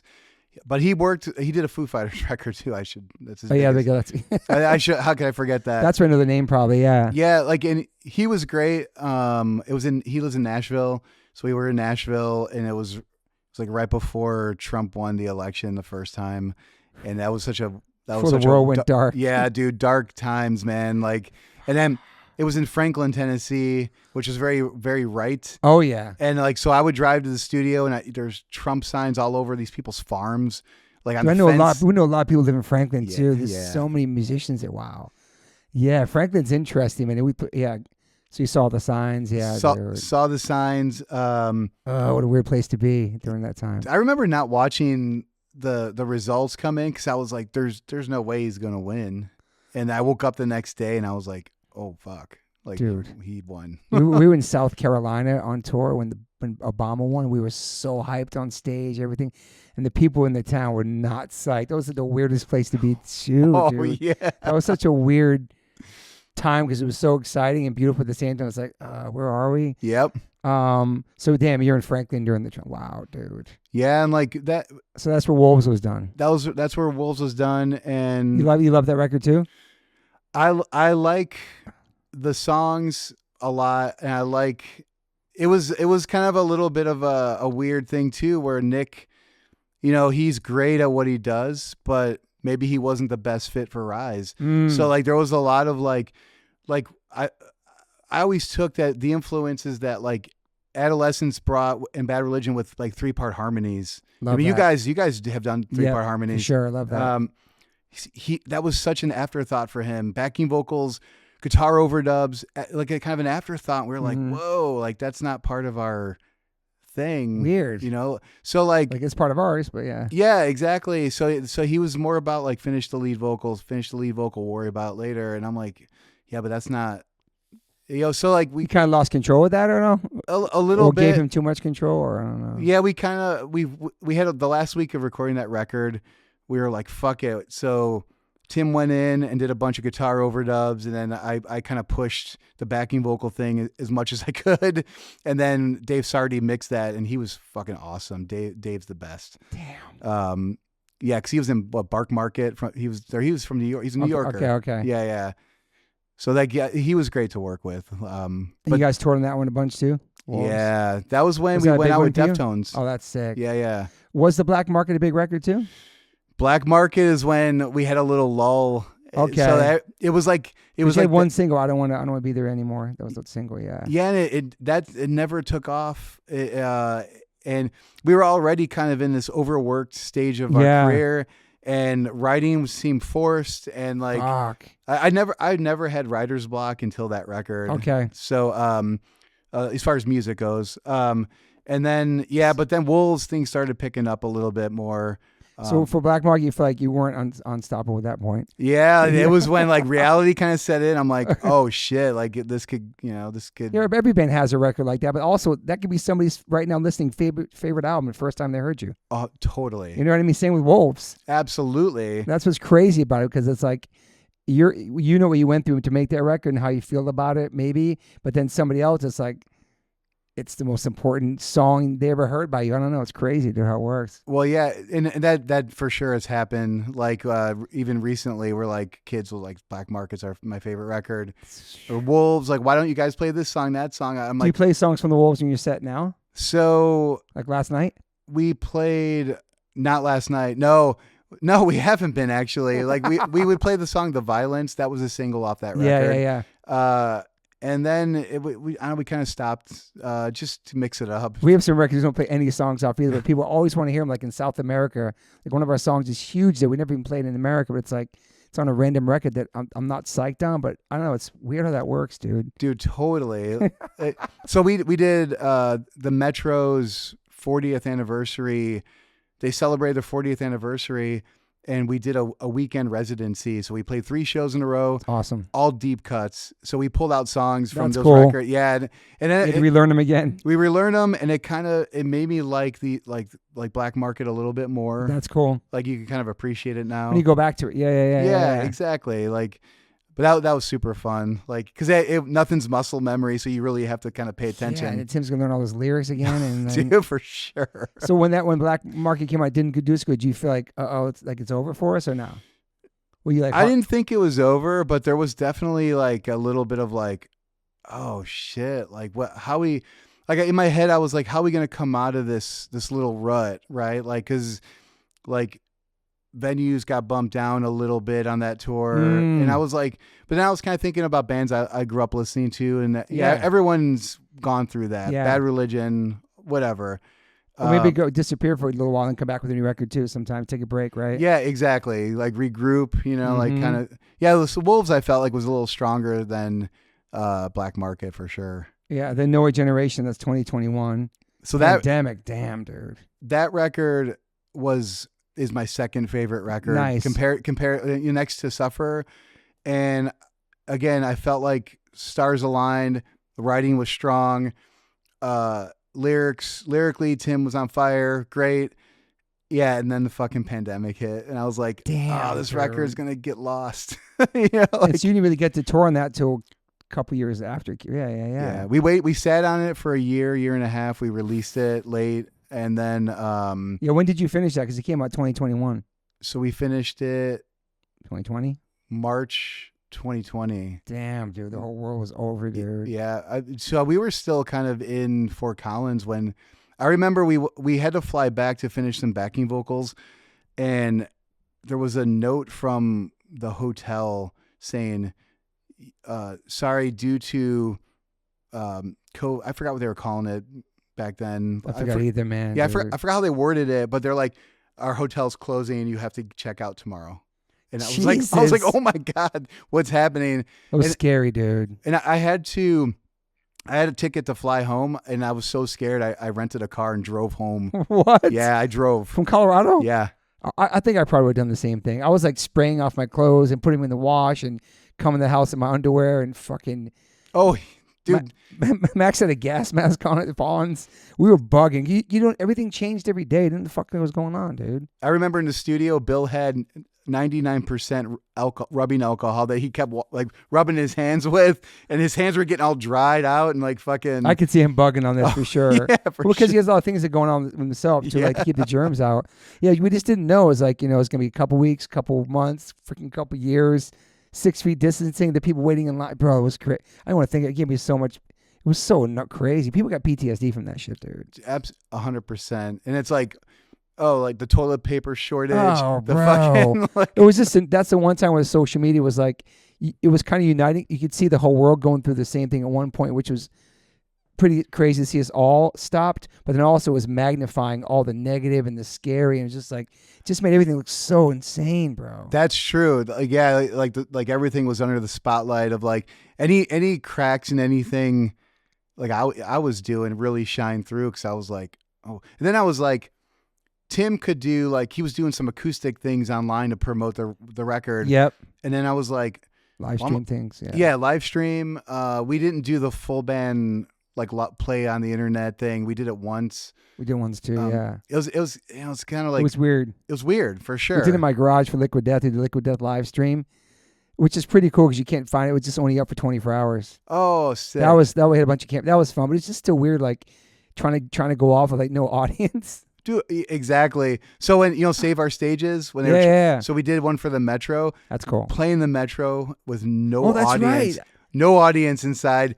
We're done. We finish the song, is dead silence, and there's just cameras on you, and you're like, is this what music's gonna be now? Yeah, like, that was a weird moment. I know bands were doing that. Was a weird time, dude. It was really crazy, man. Scary. What were you? Were you just with your family somewhere? It's like locked in and. Yeah, I was home in the burbs, and I remember at one point my wife's like, you should start thinking about getting like a regular job. And I was like, fuck, I don't know. I'm not there yet. I'm not there. Dude, that was crazy. Yeah. And then as a bass player, I was like, unless you're playing full band, like what was I going to do? Like play acoustic bass lines? Like I was like, what the fuck am I going to do? Maybe we should get my accounting degree now. Yeah. Well, I thought about that because a lot of people were going back to school and online school, whatever. Yeah, online school. Exactly. So I was like, shit, should I do that? Like, what do I do? And I was doing like some random podcasts. Like I did like Damien's podcast, Turned Out a Punk. Oh, that's a great one. Yeah, that kind of kept me going a little bit. Just talking about music and talking about life. Yeah, totally. So the No One Generation, so you didn't play any shows on that till what year, if it came out in 2021? So the tour with Descendants was 2022. I think. That's not bad. Yeah. Summer, yeah. Still kind of weird though, people easing back into things, like you said. Super weird. Half buying tickets but not showing up, people like hesitant and weird and 50-50 about everything. I remember we were playing, the tour started in New York at Pier 17, and right when we got to New York, that was when the Delta variant was like, came out. That was a gnarly one. Back to masks. And I was like, and then every state was different as we were touring. Oh, yeah. And I was like, I didn't know what to do. Like, I was like, do I wear a mask? Like, do I not wear a mask? What the fuck do I do? Texas and Florida didn't give a fuck. There were certain places where nobody gave her. Oh, all bets were off. Yeah. They were like, whatever. So it depends where you really went at that time with mask and not mask. And like, oh, yeah. Got political. It got all weird, dude. It's just a fucking. And I feel like now, like, what we're living in now is it just feels almost like 2020 again, 2025. Oh, yeah. With everything that's happening in the world, it's just like dark and the internet and fucking division and politics and fucking and changing every day of something more outlandish, right? Something more dark, something more, just listening. Doesn't even seem real. It's like SNL skits every day. 100%. It's like that movie Idiocracy. Yeah, 100%. We're living it for sure. It's crazy to be in this moment, but also like see how music's thriving and how like there's shows all the time and like the Warped Tour, like 80,000 people yesterday. Like music's still the most powerful universal language. You know what I mean? Like there's still. You know what I mean? People just want to go to shows and escape and dance and sing along, and it's such a beautiful thing, man. Because there was a time where we thought this may never happen again. Like, what's going to happen in the future? Oh yeah, like, and then it's like I've never had that feeling of releasing something or writing something. It's almost like wrapping a present and you can't give it to that person for like a year after. You're like, what the fuck? They've grown out of this by now. They don't want this toy. Yeah, totally. You're sitting on it. But this record did pretty good though, the Newer Generation. Yeah, like things started kind of coming back around. Yeah. So it was like every record after Black Market got better and better as far as like the vibe. And Newer Generation really kind of like it cemented the like, okay, things are gonna be okay as far as like me mentally. Like I was like, all right, I could relax a little bit. Yeah. But then it's like, I would say I backtracked a little bit when I turned 50 last November, where I was like, I started looking at my life the other way from death backwards, and you're like, what the fuck? Like you can't do that. It's crazy when you get this old and you're saying your kids are getting older in the future and like.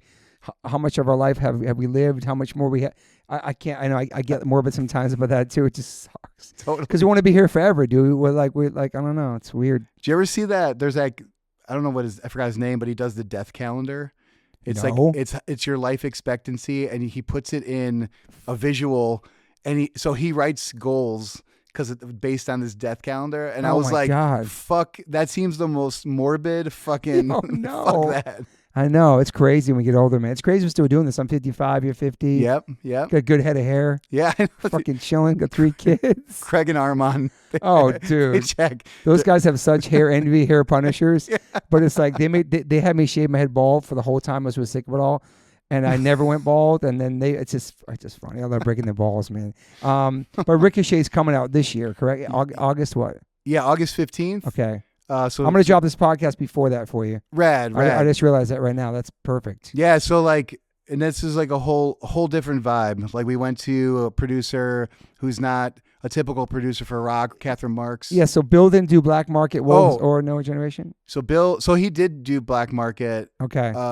And he was also, it's fun, he's like the 5th member of the band. I could see that. He definitely got the sense that we were bugging out on that record. Okay. He felt the vibe in the studio. And he at one point he even said like maybe you guys should come back in 2 months, but management label they're like pushing. I hate that part. Yeah, like so That's the worst part of music biz. The managers, all that's like it's the part I hate about being in the band the most is all that other shit. Like being with your brothers and writing songs and making music and playing live shows. That's the most beautiful part. But like all the management and the label, it's the worst part, dude. Yeah, and I feel like it's a necessary evil, though. We have to deal with it, I guess. That's the thing. There's good when you have a good group of people at the record label backing you. Yeah, for sure. Like, and they, in their head, they have their year calendar of all the releases, and then they need this to come out then, so it doesn't overlap with Weezer or whoever. Like I get that. So with Weezer? Yeah, Weezer. Yeah, like or whoever. Yeah, but so Ricochet, this is with who? So Catherine Marks produced it. She did like a St. Vincent record, Boy Genius. Oh yeah. Yeah. Okay. Yeah. Tim told me about her before. Yeah, and she definitely isn't like rock isn't her thing.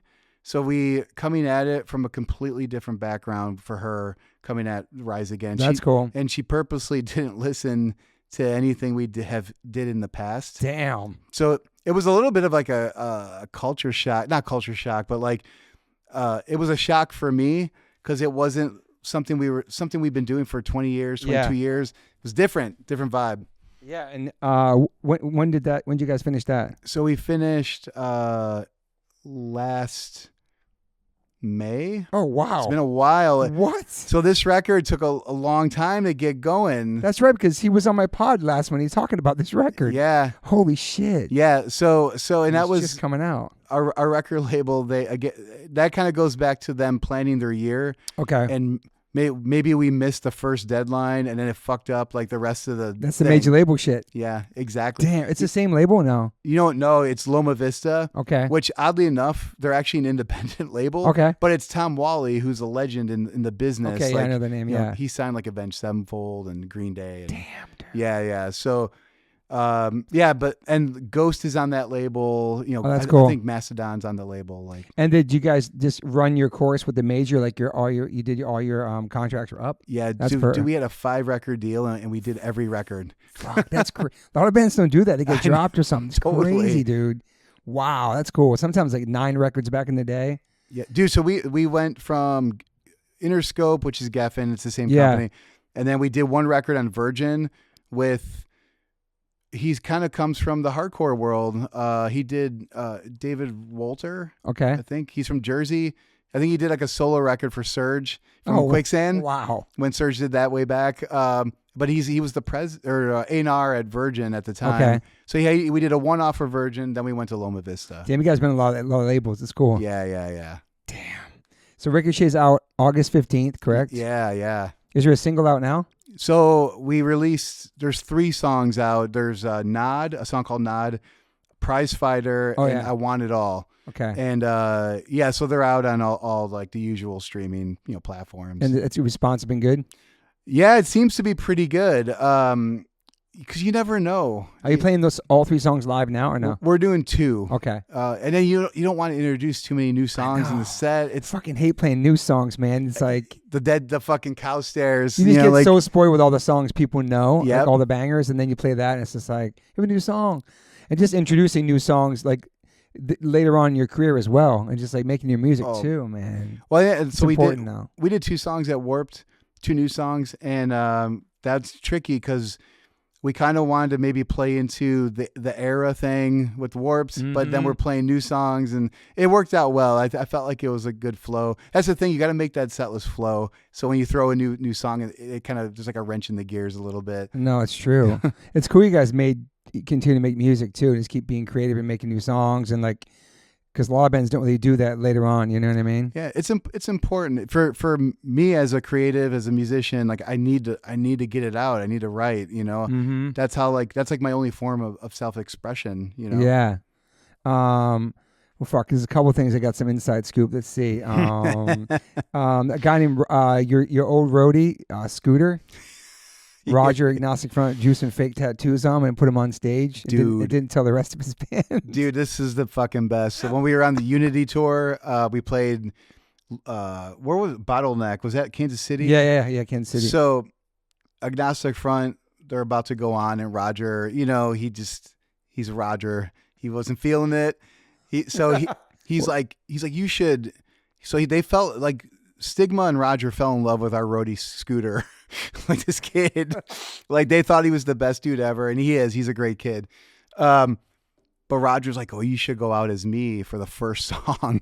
So I don't feel like playing. Yeah, he didn't feel like playing, and somehow I don't know why Roger gave him his boxer shorts, and he made the kid go out in just boxer shorts. I don't know why he had to wear Roger's boxer shorts, and Roger drew like all of Roger's tattoos on the kid, and the kid goes out, and it's all these skins, and at first they're you could tell the vibe in the room changing, because it was like they realized like that's not Roger. What the hell, dude? And I don't you know what? I don't even know if he told Stigma and Mike. Suppose he didn't. And the band didn't know. Yeah, like so I could tell like they were kind of like looking. And then they go out playing Victim in Pain or whatever, and dude, that kid, you know, that's fucking hysterical. But like I ran into them, I don't know, every once in a while we run into each other, and they still ask about Scooter. How is Scooter? He's a fucking professor at a college in Chicago. Amazing. Does Roger know that? Yeah, I don't know if I told him that. That's incredible. Yeah. What was your first tattoo? Oh, that's your boy Brian. Brian calling me out. You don't have to answer if you don't want. No, it's funny because it was a week after I got my driver's license. I was like, me and Dom, the first drummer for 88 Fingers Louie. Well, I'm like, let's go get tattoos. I got my driver's license. I had my tax return money from the job I was. Sick. It was Woody Woodpecker. Really? Yeah. You still have it? No, it was covered up. I got it. You know, it was before lasering, so they did like a whiteout. They kept running over it with white ink. What? Which was for a little while, like they were doing this. I remember, interesting. Like people at Guilty and Innocent in Chicago, they were doing whiteouts and then tattooing over that. That's insane. Never even heard about that. Just think about all that ink just going. Just all white and then tattoo over. Yeah, it's insane. And now you're getting some removery done too. Shout out to Dustin Removery, lasering your stuff off. Fuck yeah, killing that shit. Also, you produce bands too and mentor bands and stuff like that in the past. So, I never went full on producing. I've had opportunity to get into that world, and I regret that. I kind of fucked up, and I kept saying like, oh, I don't have time. Yeah. But in hindsight, I could have made time. I would love to get into that more, but yeah, there's definitely bands in Chicago, you know, like that. Yeah. Like I'll kind of offer suggestions along the way, but I wouldn't take credit like in like a production kind of role, you know, like straight up. Also, I know you work with PETA and Amnesty International and all that stuff too. Yeah, like we met PETA on Warped Tour. It's awesome. Our first Warped Tour. That's awesome.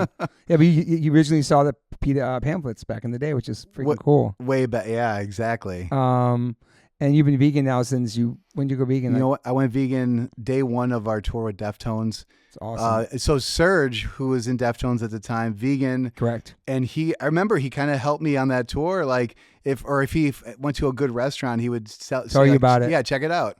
It's amazing, man. It's crazy how far veganism's come now in 2025, and insane. And like all the options everywhere you go in the whole world. Happy Cow app. Shout out whoever made Happy Cow app. You're a freaking genius. That's always my go-to. Happy Cow. You got Chicago Diner out there. Yeah. Probably some and you mentioned the marshmallows again. Was that called? Oh, Dandy's my boy Ryan. Thank you, Ryan. Man, you sent me some in the past, the most incredible marshmallows. Yeah, dude. Now they have vegan fluff.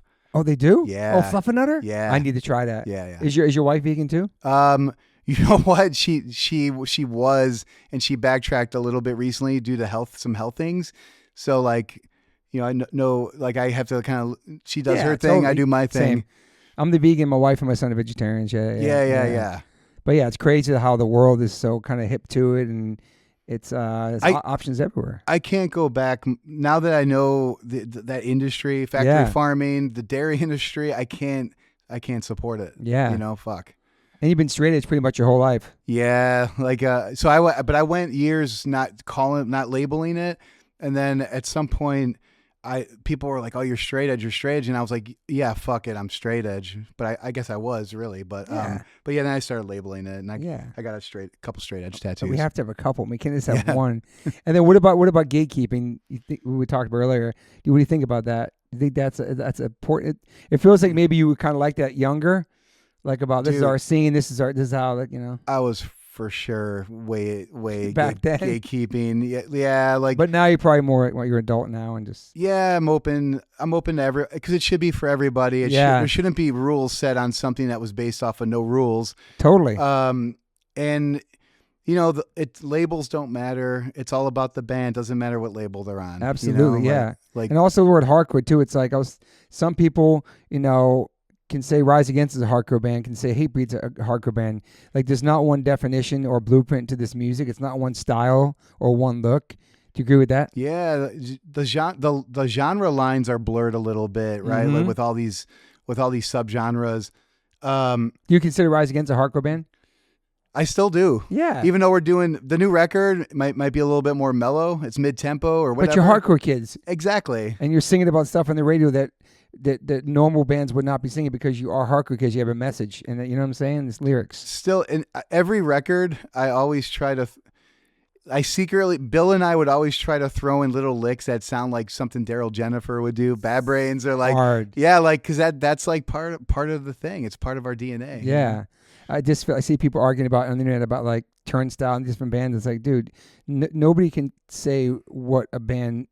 Nobody can actually say like you're not hardcore or that's not hardcore. Nobody has a definition for it. It's so different for everybody. No, and you know what? I fucking love that Turnstile go on Kimmel and play a hardcore song, play like a fast fucking love that. Nod to like old school, like I love that. And then the week before they're on the TV, they're playing Tied Down Festival in Detroit with no barricade. Like and they're doing stuff for the community and everything. Like they're so hardcore to me.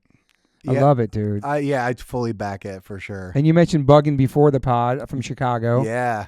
Are you kind of out of the loop on new bands? You keeping an eye on what's going on, or? No, well, sort of. I really like the Chisel. Oh yeah, Chisel's sick. Chisel, but maybe they're not super new. But you heard High Vis? Love High Vis. Oh my God, so sick. I love Homefront. I got to check them out. Homefront reminds me of when Blitz went new wave. Okay. Like they kind of have that vibe. Yeah. You heard Military Gun? Yeah, Military Gun's sick. Dude. I like Scowl.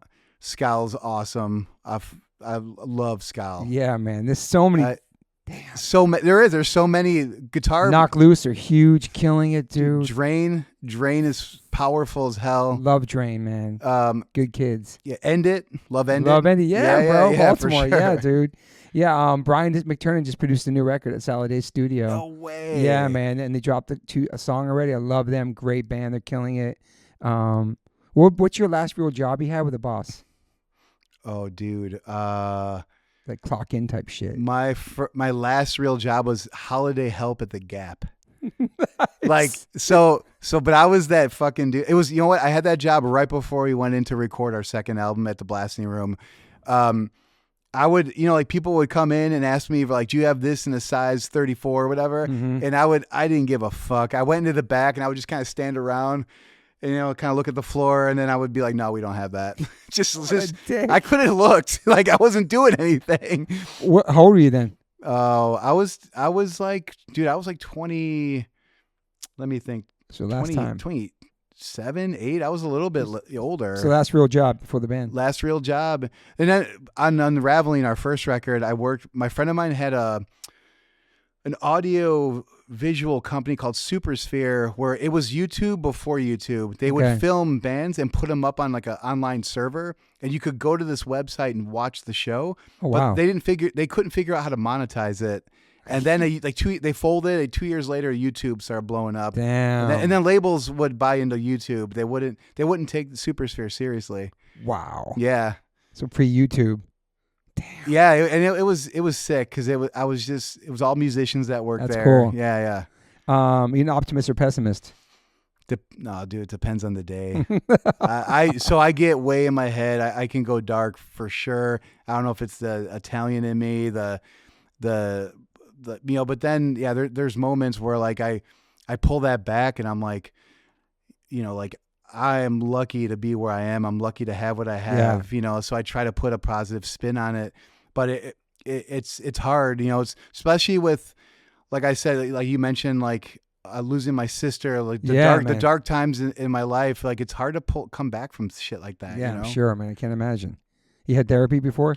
Yeah. So I didn't start going until grief counseling after my sister passed, and touring kind of kept, getting in the way of my consistency with it. Yeah, mental health. And then you always think like I could do online when I'm on tour, and it never works out. Like for me, it never worked out. Yeah. So I got to go back to it when we have some time off because it's important. It was helpful. Yeah. What about social media? Do you spend a lot of time on there? Dude, yeah, I try. I try not to, and then that plays into like overthinking. And also mental health shit. Mental health for sure.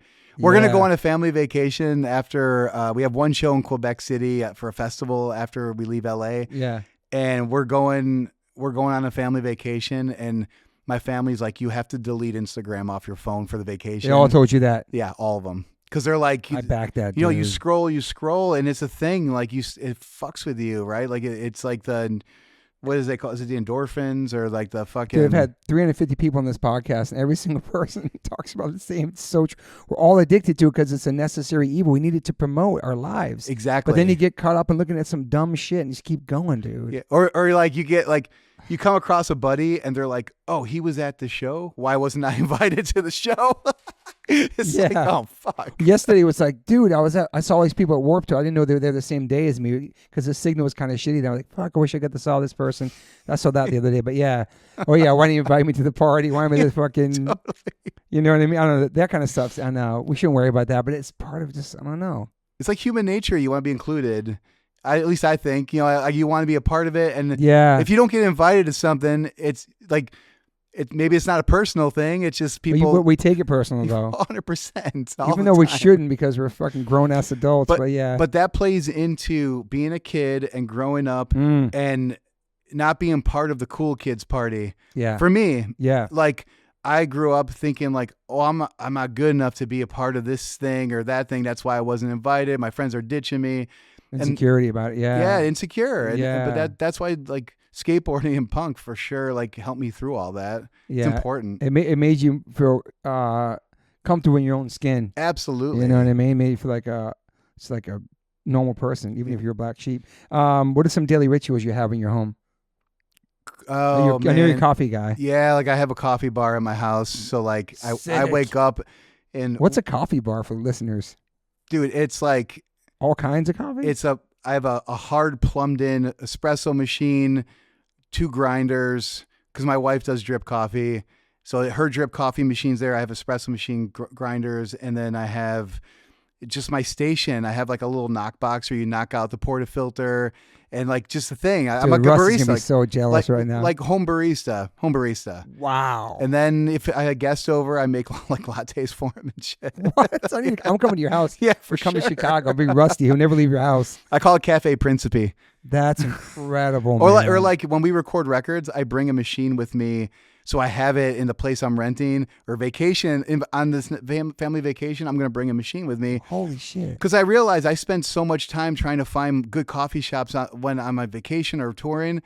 Like I just bring it with me. I think Bill Stevenson brings one too. I think on tour. Yeah, He does. He does. He seems like his inspiration for your coffee insanity. He is, but he's like, he makes fun of me because he's like, oh, you like all like light roast with floral notes, and he's like, I just like straight up dark, burnt, shitty coffee. He's like Dunkin' Donuts or whatever. Yeah, 100%. So he's not like bougie about it. Not bougie. Like he did a collab with Dark Matter Coffee in Chicago, and they couldn't make it dark enough for Descendants to approve. And they, at some point, they told them, they're like, this is as dark as we're going to go. You just have to do it or not do it. So dark is kind of like bitter kind of coffee? Like Italian espresso, legit, burnt, like just you're drinking it for like caffeine. Yeah, I got some Italian friends that hang with out here, vegans, and they were telling me like they only like espresso. They don't like any of the lattes because in Italy it's just kind of like that, just espressos. That's the main thing, right? Yeah. And then there's some newer coffee shops that like started popping up in Milan, and they try to drive him out of the neighborhood. Really? Yeah. I was like, this Canadian dude opened up a shop in Milan, and he was telling me like, dude, he's like, the locals are coming in. They're trying to shut me down. Get your flat whites out of here. Yeah, totally. Are you serious? 100%. Yeah, it's really part of the culture there. It's like just like basic, like not like. Yeah. There's no oat milk or fucking almond milk or all these choices over there. No way. It's like espresso and like a biscotti. Damn. You know, like, so that's your you coffee. You work out. So yeah, like I do, but I fucked up my back in Europe in June, just like last June. But it's better now. I thought I was worried. I thought I tore something. I pulled a muscle doing squats. Damn. Like I had my forearm was like off, and it just my back like wrenched, and I was like, oh fuck. So now I'm just getting back to like I cycle. I road bike or mountain bike when I'm home. Cool. Tim does that too. Yeah, he does. Yeah. It's funny because we never go together, but because we actually live like 30 miles apart from each other. Oh, okay. He's way north and I'm way. He cycles in Europe and stuff too. He does. Like he'll bring a bike out in Europe. I'm kind of scared to do that a little bit. I like cycling on my own to clear my head. Yeah. And I'm scared to kind of venture out on my own sometimes if I'm not familiar with like where I'm at. Me too. Yeah. Yeah. Even though like phones, like there's like maps everywhere. I don't know. It's still exactly like I get a little nervous. Yeah. In somebody else's town or like you really can't get lost with a phone anymore. But what if you have no service or something? You get stuck somewhere, miss the show or something. Dude, or like I have this fear of like a street dog chasing me for some reason. For sure. I know it's some rabid local dog. Yeah, totally. Like I think I got attacked by a dog when I was little. Oh, there you go. Like but like I have dogs now. So like I don't know, but that always plays into my head when I'm alone riding through like getting chased. Yeah. I remember driving through Atlanta, leaving like what is it? Tabernacle. We played Tabernacle in Atlanta. And the coffee shop I picked was like 6 miles away. Some rusty shit. Dude, yeah. I ended up in this weird industrial area. I'm like, fucking junkyard dogs for sure gonna run out. I'm gonna get mauled. I'm fucked. So you take missions in every town for coffee, like especially in Europe. Yeah. Yeah. Rusty brings us on these missions like 10 miles to go get one thing, and but you find the perfect coffee shop. Yeah. Does he use? There's an app called Eurotrip? We're going to tell him he probably has it. All coffee shops in Europe. It's only Europe. And then that's cool. There's this website called Sprudge. Does he know about Sprudge? I'm going to tell him. Sprudge.com, and they'll do like a walking tour of coffee in the city or that city. Oh, that's so sick. You could type in the city name you're in and it'll pop up. Damn, so you're either cycling, you're drinking your coffee, you getting back to training, you do your squats right. Yeah. I've been doing squats too. I have to make sure my posture's right too. That is, you get old, you just pull one little thing like that, bro. It's fucking over. All bets are off for sure. Yeah, like you can't. And then I try, staying hydrated. Yeah. Especially drinking too much coffee. Absolutely. Like I'm trying to be more mindful of that and I try to go to bed early. I used to stay up to like 3 a.m. Yeah, I was gonna ask you how you sleep, good sleep or not. I'm like, I can't shut my brain off. And I'm sure the coffee doesn't help. Hell no. What, do you drink a couple a day? I drink 4 lattes a day. But what's the cutoff's like 3 p.m. supposedly. Yeah, so for me that's usually where I'm at. I'll cut it off around then. Sometimes it'll like head into 4 o'clock, 5 o'clock territory. Damn. If I have like a sporting event for one of my kids, sometimes I need like a latte really quick just to so I could talk to other parents and shit. Like you focused? Yeah, totally. Like you ever do like meditation or breath work? So when I started going to grief counseling, she was getting me on that journey. but it's not part of my daily routine, so I'll forget to do it. So I have to, you know what? I keep meaning to put a reminder in my phone. You should do it. And there's like Headspace app, there's Calm, all that stuff. Happier works. app. Yep. So, but I just have to get it in my daily routine. It's like so simple. Yeah. But I don't know. And if you have a sauna too, that's good. Doing a sauna every day and like around 5, 6, or 7, it helps me sleep every night too. It's a good way to. Really? Yeah, it's so good for sleep, dude. Dude, my son will get in the infrared sauna like every day. He's on track. He's sick.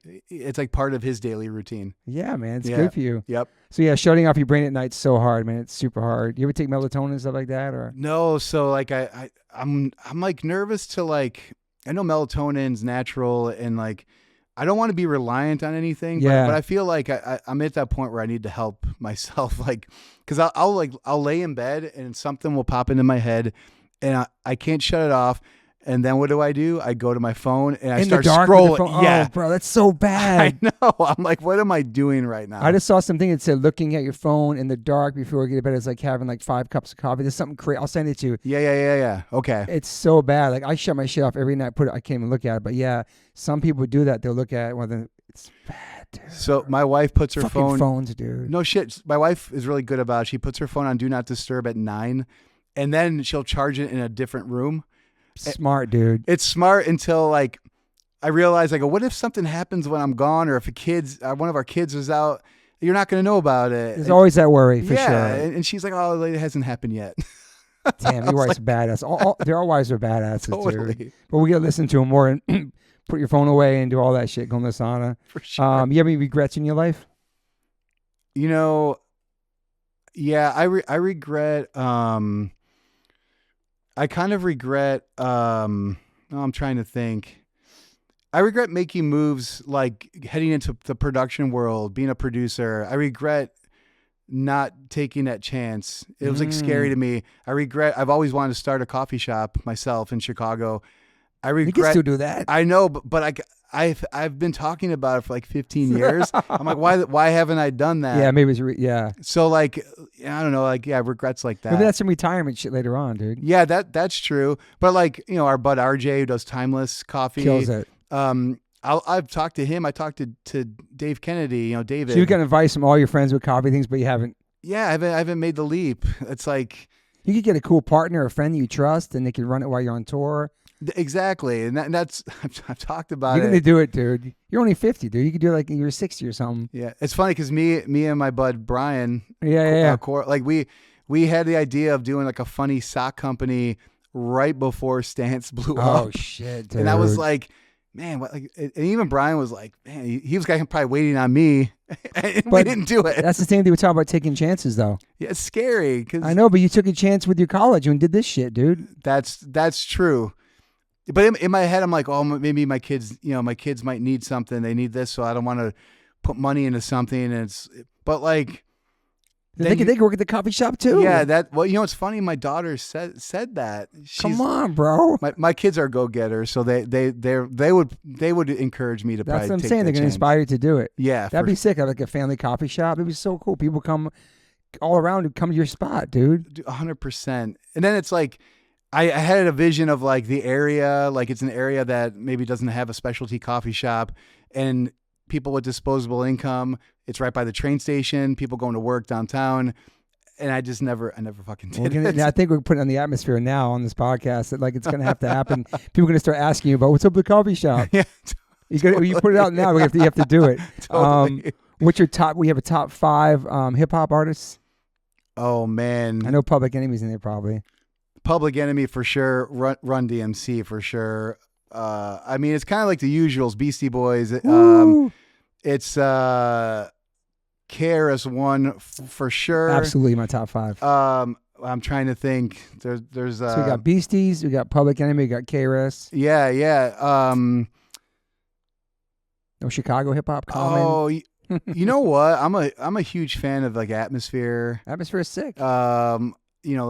That whole like Rhyme Sayers thing. Yeah. We brought Sage Francis out with us. That's awesome. But then I like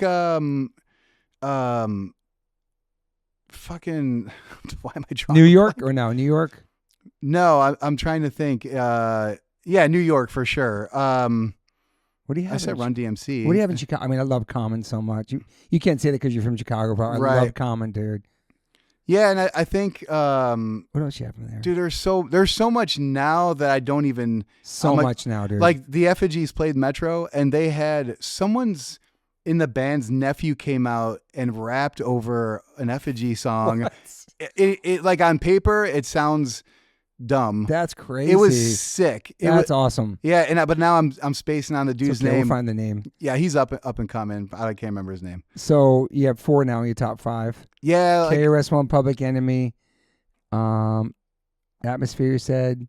Oh, I mean, then, you can't. You like Gangstar, Tribe Called Quest, De La Soul, Wu-Tang. NWA was huge Ooh, for me. Let's go, Public Enemy, NWA. Yeah. 100 Miles and Running. I used to listen to that. Bro. Like So Punk. Yeah, and then Chicago was like that was where Public Enemy and Anthrax filmed the video. Really? For Bring the Noise. It was Did not know that. Under the L tracks, and there's so many skate buddies in that video. Oh, that's sick. Did not know that history. Yeah, for sure. Damn. What about punk or hardcore bands?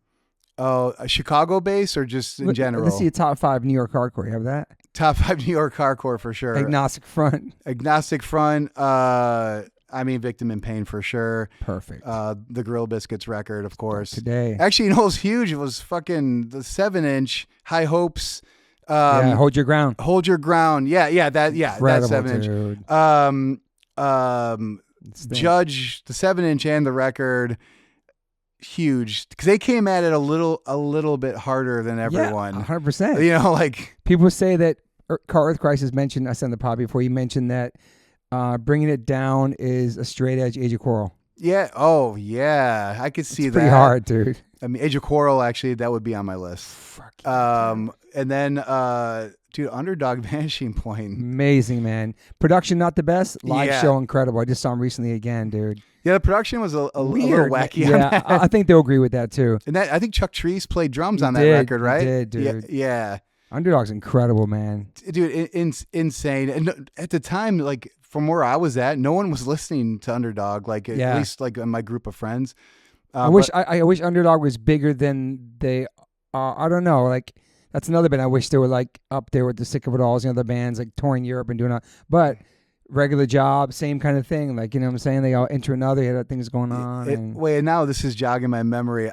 This list is like Token Entry. Ooh, Token Entry, yes. I love Token Entry. Jaybird was fucking sick. Yes. Sick of It All. Yes. Huge, of course. Huge influence for Rise Against. Leeway. Huge. Leeway. You can't do a top 5 New York hardcore. No, you can't. Or hip hop either, you really can't. No, you can't. But Chicago, I know you Peg Boy, Nicky Reagan. Yeah, Articles of Faith.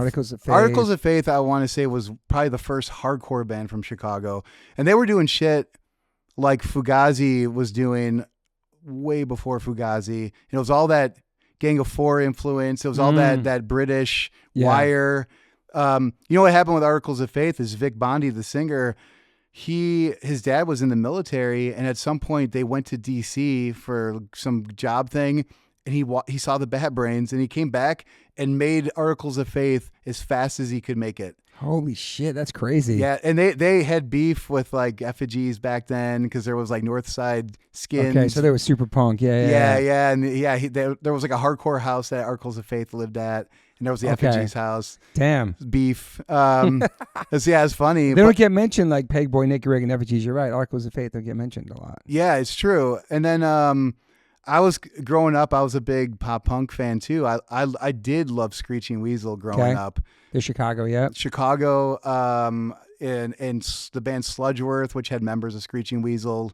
Lookout Records eventually reissued the Sludgeworth record. Sludgeworth was kind of like they kind of remind me of like the Chicago version of like Jawbreaker. Okay. You know, like yeah. But they're a great band. Damn. I think there's a lot of hardcore bands in Chicago now too. I probably don't know where we said Buggin' so far. But there's a bunch more probably. Harm's Way. Harm's Way. They're from there. Yeah. Okay. Yeah. Oh, that's Bo from Hardwood Podcast. Yeah. Oh, right. That's met him the other day. Super nice. I love that podcast. That's right, Chicago, dude. Yeah. They're killing it for sure. Yeah.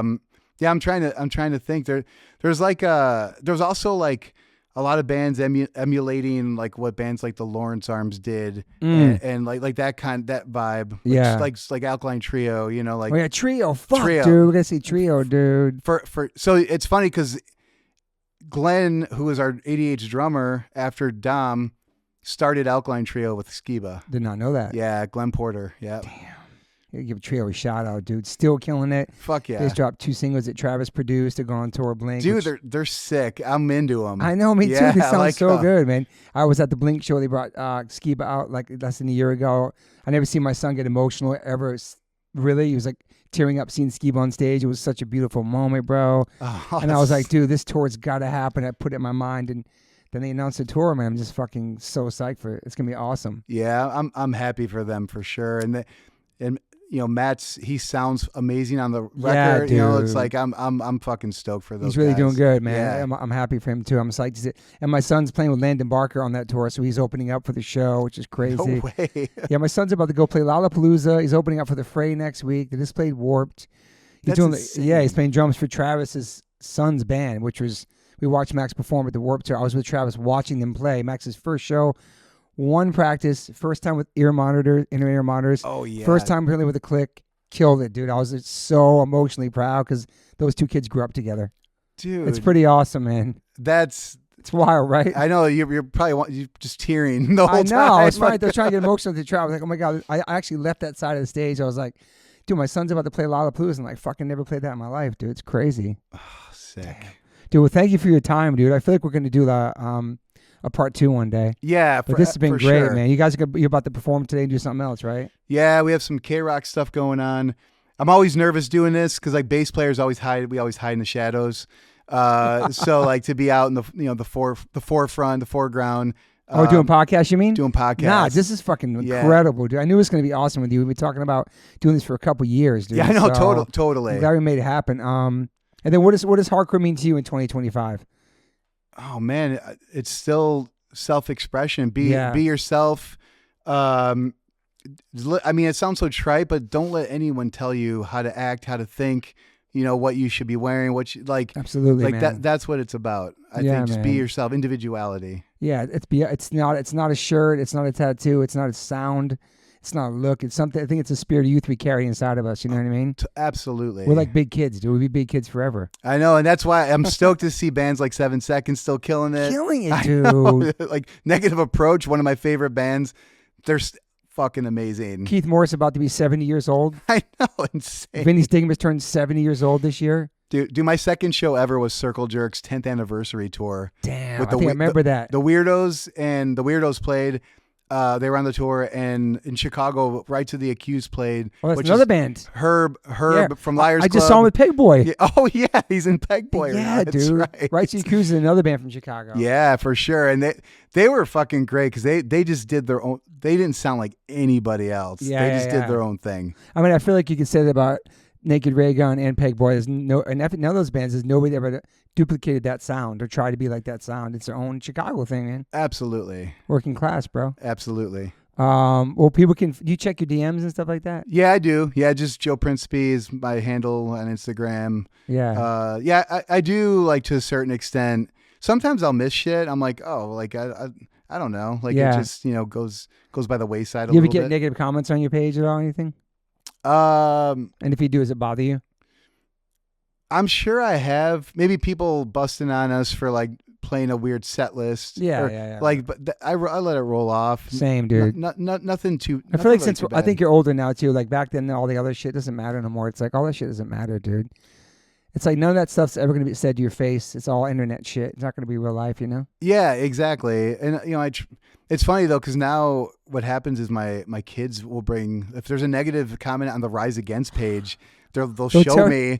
And I'm like, I don't look at it. Yeah, I don't look at that for a reason. Yeah, I'm like, I'm good. Dad, you see what they said? Yeah, they're like, they said this. Is this true? I'm like, no, it's not true or whatever. That sucks, I know. man. I was like, I go, don't buy into it. You should respond, Dad. You should respond. Yeah, exactly. I'm like, don't buy into it. That sucks, yeah. One of Max's friends did that, too. It was something funny about me. I forgot what it was on a YouTube thing. They sent it to Max. I'm like, did you see this? It was like a year ago. Like, nah, it's a stupid thing. It was something I forgot it was something really about if I wasn't straight edge anymore. Something stupid. And he's like, is this true about your dad? And Max's like, no, bro. He's like, I found it on YouTube. I'm like, The time people spend online to talk about strangers is mind-boggling to me on the internet. They take all that time, dude. It's like their full-time job. Like, be productive. That's not productive. You know what I mean? You're wasting that time, your precious time on this planet. And maybe they don't understand because you're young. When you get older, you realize how much time you have and how important it is. But to spend time to say something about someone you never even fucking met. And if you met them, you probably have more in common with them than you think. Totally. You know what I mean?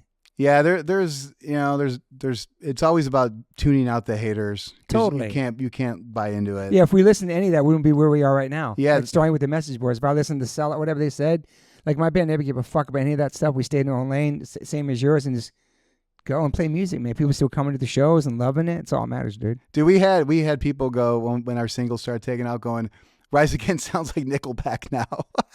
I'm like, what? I'm like, great, yeah, we totally sound like Nickelback. I was like, that's fucking ridiculous. It's just, it's pros and cons of the internet message boards, but it definitely gives people voices. Everybody has a voice. Everybody has an opinion. Everybody knows something more than you know, and it's just fucking.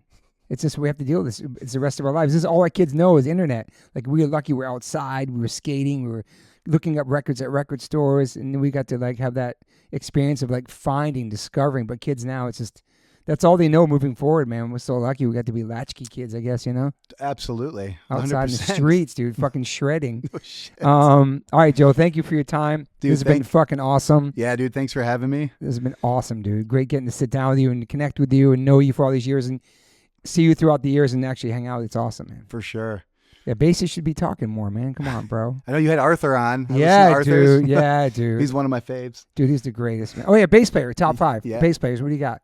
Oh, Craig Satari's in there. Craig Satari. He's going to be so happy. I mean, Harley for sure. Yeah, let's go.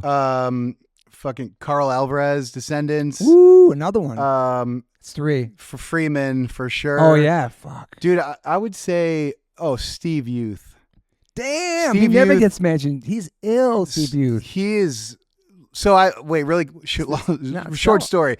I know you have to go. Let's go. He came out to see us play Reno. I don't know, a few years ago, and he came backstage and he's like, I'm one of his favorite bass players. You are. He told me that. That's sick, dude. I'm like, dude, I literally learned how to play bass playing along with New Wind, like the Crew, like whatever, all of it. And he's like, I go, you're one of my biggest influences. He's like, no, you're one of my biggest influences. And I was like, what the fuck is happening right now? That's an incredible moment, dude. Yeah, I mean, he was great. Dude. He doesn't get mentioned, Soul Force Revolution, the bass lines dude. are insane on that record. I love that record, dude. I love everything. I like Praise. I love Ourselves. I love New Wind. Yep. New Wind's my top favorite, though. Just. Oh, yeah. I mean, Man Enough to Care. I showed you lyrics that Kevin sent me about being too hard of a dad, and you know, that song. Nobody's singing about. He's not even a dad. Like nobody's singing about that shit back then. You know. Or like I have the word trust on my stomach from the song Trust. Great, dude. Yeah. Kevin's like I always tell him he's like my father. I never had, but he hates that. Whatever. He doesn't hate it, but like you're my dad. Like he's a father figure lyrically, everything back then for me. You know. Oh, absolutely. Especially growing up when I had like him, Ian, probably Milo too, but the coffee thing I don't understand. Anyway, okay. We can keep talking. Thank you, bro. Yeah. Thanks for being here. Yeah, thank you. Bye, everybody. Peace. Got to give a big shout out to Liquid Death. I've been in a band called H2O for 30 years, and my first real job with a company is a water brand. Go figure. Love you, Liquid Death. Love the people. Love the brand. Love the concept. Love what they give back. Love the community. Love what they do for the environment. You can go liquiddeath.com/OLLC and get free shipping on any of their merchandise that they make. They have such incredible collabs. Also, if you want to hear the story of the CEO, my good friend Mike Cesario, on the podcast, you can go to episode 115, part 1. And then 2 years later, we dropped a part 2, which is episode 275 with the CEO, Mike Cesario. Just a man from Delaware with a dream, worked at a marketing company, and made this become a reality. Liquid Death is an incredible company, incredible water, incredible people, and I'm super, super honored to be part of them. They sponsor my life. They sponsor everything, my family. So go liquiddeath.com/OLLC and get free shipping on anything you want to buy on that site. If you want to get water, it's exclusively on Amazon.com.